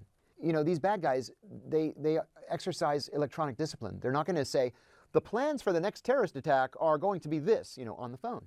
You need human beings inside these groups to figure out what exactly they're planning to do. But then when it comes time to confront them, I think we're very quickly getting to a point where you're not going to see CIA officers on the ground with M4s and bulletproof vests and helmets parachuting out of planes.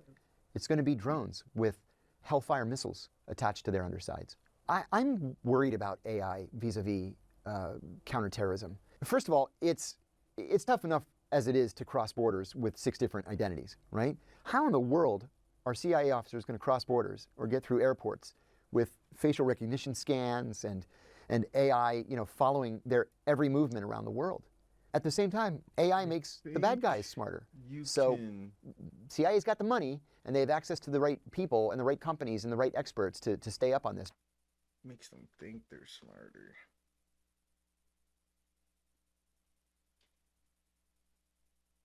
The easy countries will stay easy. But this is going to be an uphill struggle. The international terrorism landscape changes constantly. There are some constants in that landscape, like ISIS or any of its variations. And then there are both Al-Qaeda and ISIS groups that have popped up individually in northern Pakistan, in India, in the Philippines, all over the place. So it's like playing whack-a-mole, where just as you destroy one, another one pops up that you have to bash in the head too. I think we should be choosing our battles carefully. We shouldn't be casting such a wide net. There's something recent that bothers me greatly, and that is the government's decision to expand the definition of a terrorist group, right? There's a pretty easy definition of terrorism. It is using violence to put forward a political goal. They're adding groups to the terrorism watch list that have never been on the terrorism watch list before. Groups that are loosely associated with what is called Antifa being added to the list is just silly to me. First of all, Antifa is not a group. It's an idea. It doesn't have a headquarters. They don't issue membership cards. They're just loosely affiliated people who are anti-fascist. I would posit that every soldier and sailor who participated in D-Day was anti-fascist. They would be Antifa. So that's just silly to me. To me, that's a mistake because it diverts attention and it diverts finances. We should be focused on the groups that mean us harm, real harm. We should be out there trying to hunt down the people who have taken an oath to kill Americans. So I'm worried that it's too easy now to describe people as terrorists. I disagree with President Trump's decision to declare the narco groups in Mexico and elsewhere in Latin America as terrorist groups. At first, I thought that he did that solely for legalistic reasons, because it would serve to free up budgets, and it would also authorize NSA to begin wiretaps or interceptions of the cartel's communications, which is awesome, great. But declaring them terrorist groups, other than allowing the Pentagon to drone their boats, which may or may not be their boats, I think it's misguided. I'm more of a civil libertarian in this respect, in that if these people are so dangerous and have committed such terrible crimes against the United States, charge them with a crime.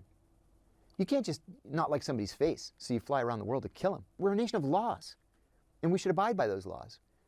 So Anwar al-Awlaki, for example, the spokesman for Al-Qaeda, guy's an American citizen, born and raised in New Mexico. self-radicalizes, joins Al-Qaeda as their spokesman.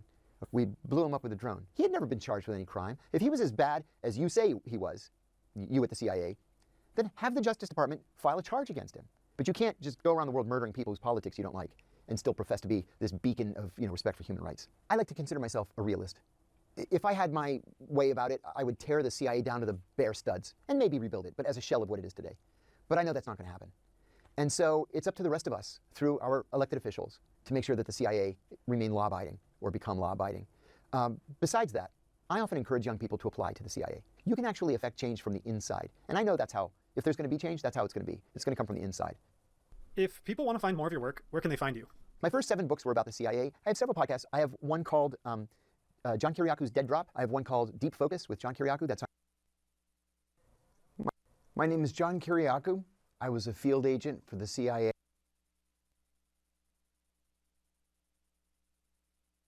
Yo, what's up with y'all boys? A few months back, I had covered the best fights in Cobra Kai. I ended up shattering his back. Sam's like, what'd you do? Nigga, you just seen it. Like he wasn't just fighting for you. You caused this, my nigga. I thought, why not? Let's do this for Kicking It. Kicking It has some of the best hands, especially for Disney XD. So on a lovely Monday morning, some kid probably got his head dunked into the toilet bowl. One got his lunch money taken, and another one probably getting a wedgie somewhere. We see our main character, Jack, trying to get some school lunch. Probably the shit the British people be eating. Straight dog shit. While picking out his chum bucket food, he instantly turns around to start rizzing up Kim. Motherfuckers always gotta be so extra, bro. They're also getting called to a table with a bunch of losers, getting meatballs thrown at them. Apparently, these dudes do karate. When Milton goes to stand up, he was like, nah, big bro, you got that. So Jack goes over there to confront them boys. And if I would've went over there and seen a nigga looking like this, I would've walked away. Son just looks like he's up to no good, cause he gets up to show his karate moves. Like, bro, we didn't ask for that. Sit back down. Jack finna walk away, but does Frank like LeBron when he sees somebody on a fast break blocking his punch, then hits his iconic line.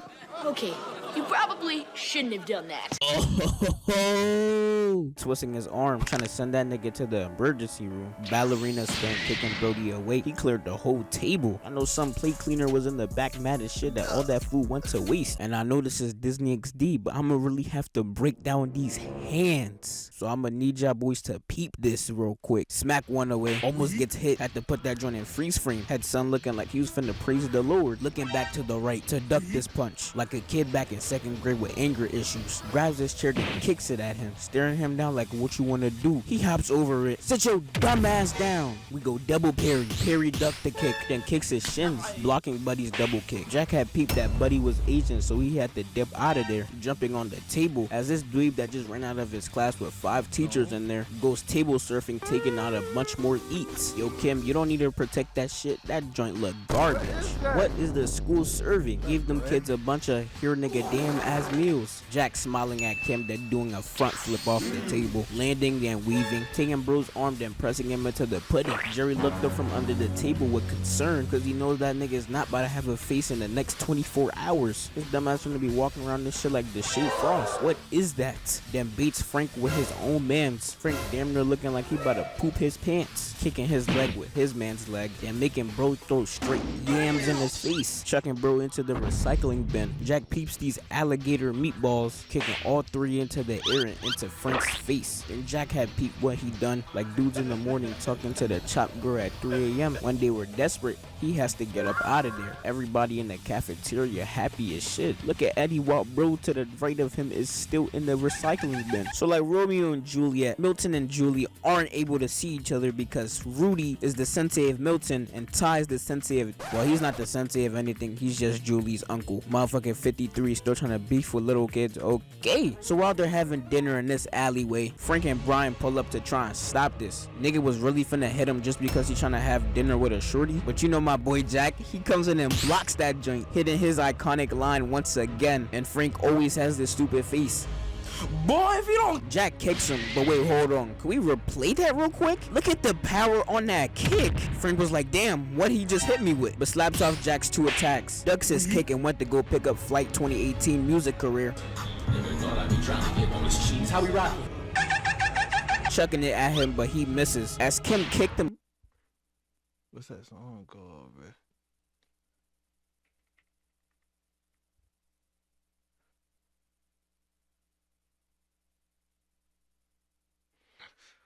Do you know what I'm looking forward to?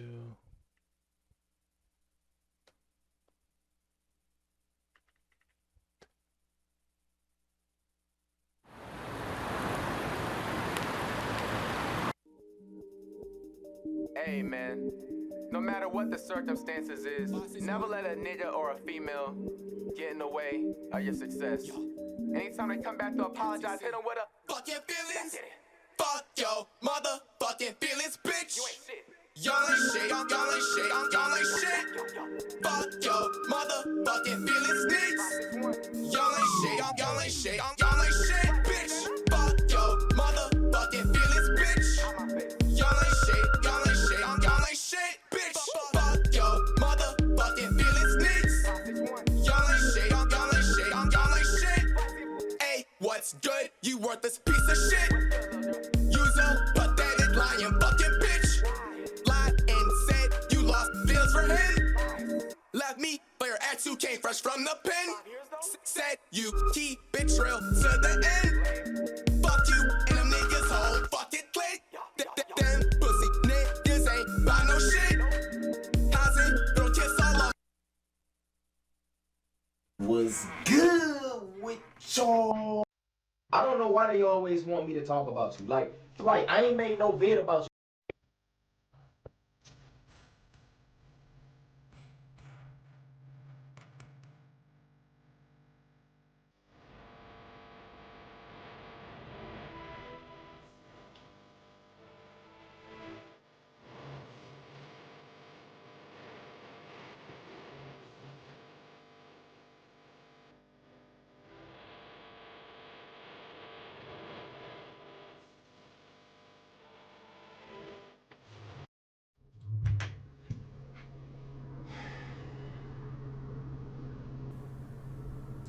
I've been asking Flight React since last year.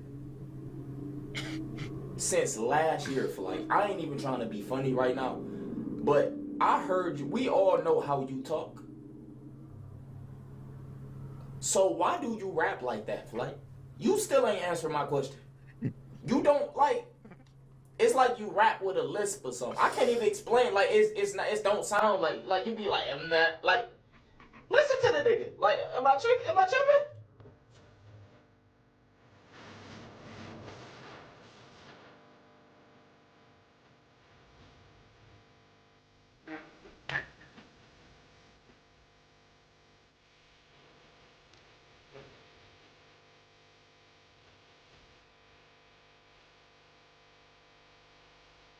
Oh, is this nigga rapping on beat? Oh.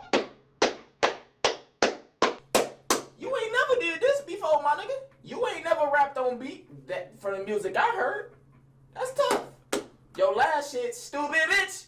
All that shit was terrible. You know what I'm saying?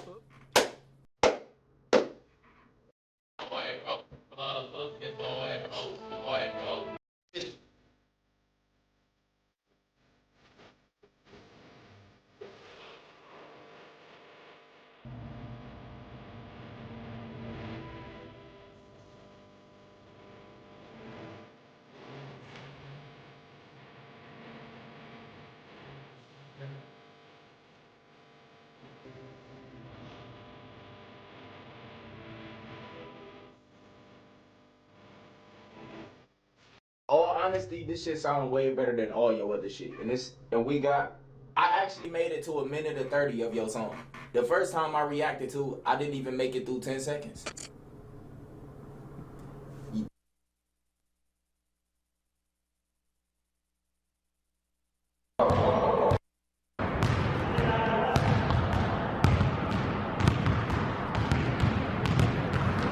got us a baby.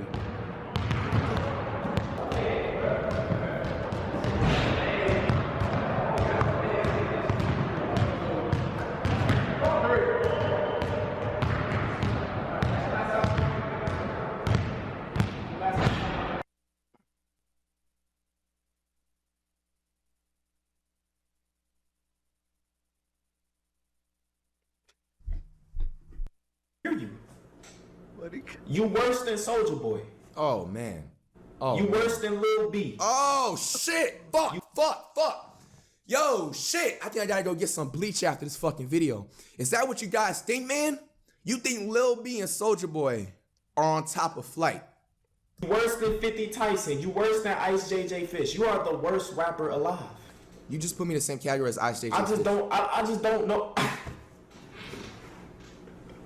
don't know if I'm gonna cry or laugh. Like,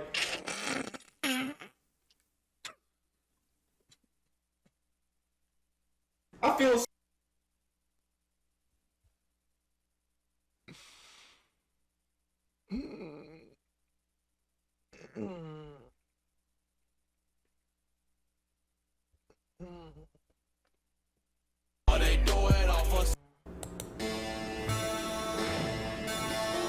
What it do, Flight Crew?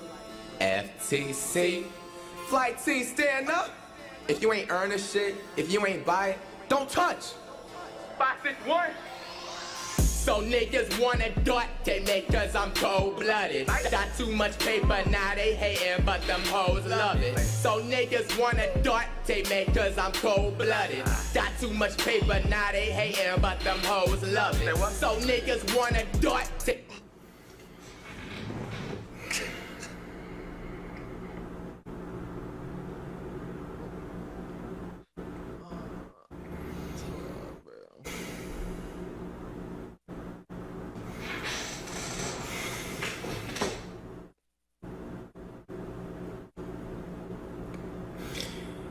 Only heard 30 seconds of your song, Flight.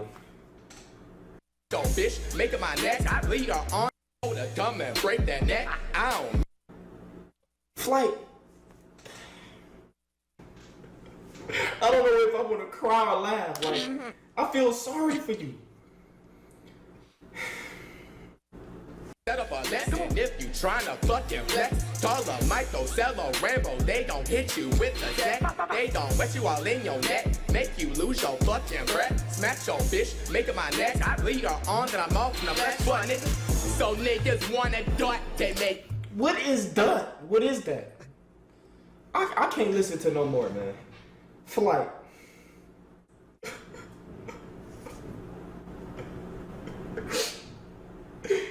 This nigga is trash. Flight. You are really a walking L, bruh. Your name is really L Reacts. Like, what's next? You got dropped off by a ninth grader. Doing this, I can't keep posting videos of you, bruh. That's one of y'all. Everybody like this video so everybody can hear this man Flight. Flight Crew, so y'all just heard it, you know what I'm saying? Baby girl had to go change up right quick.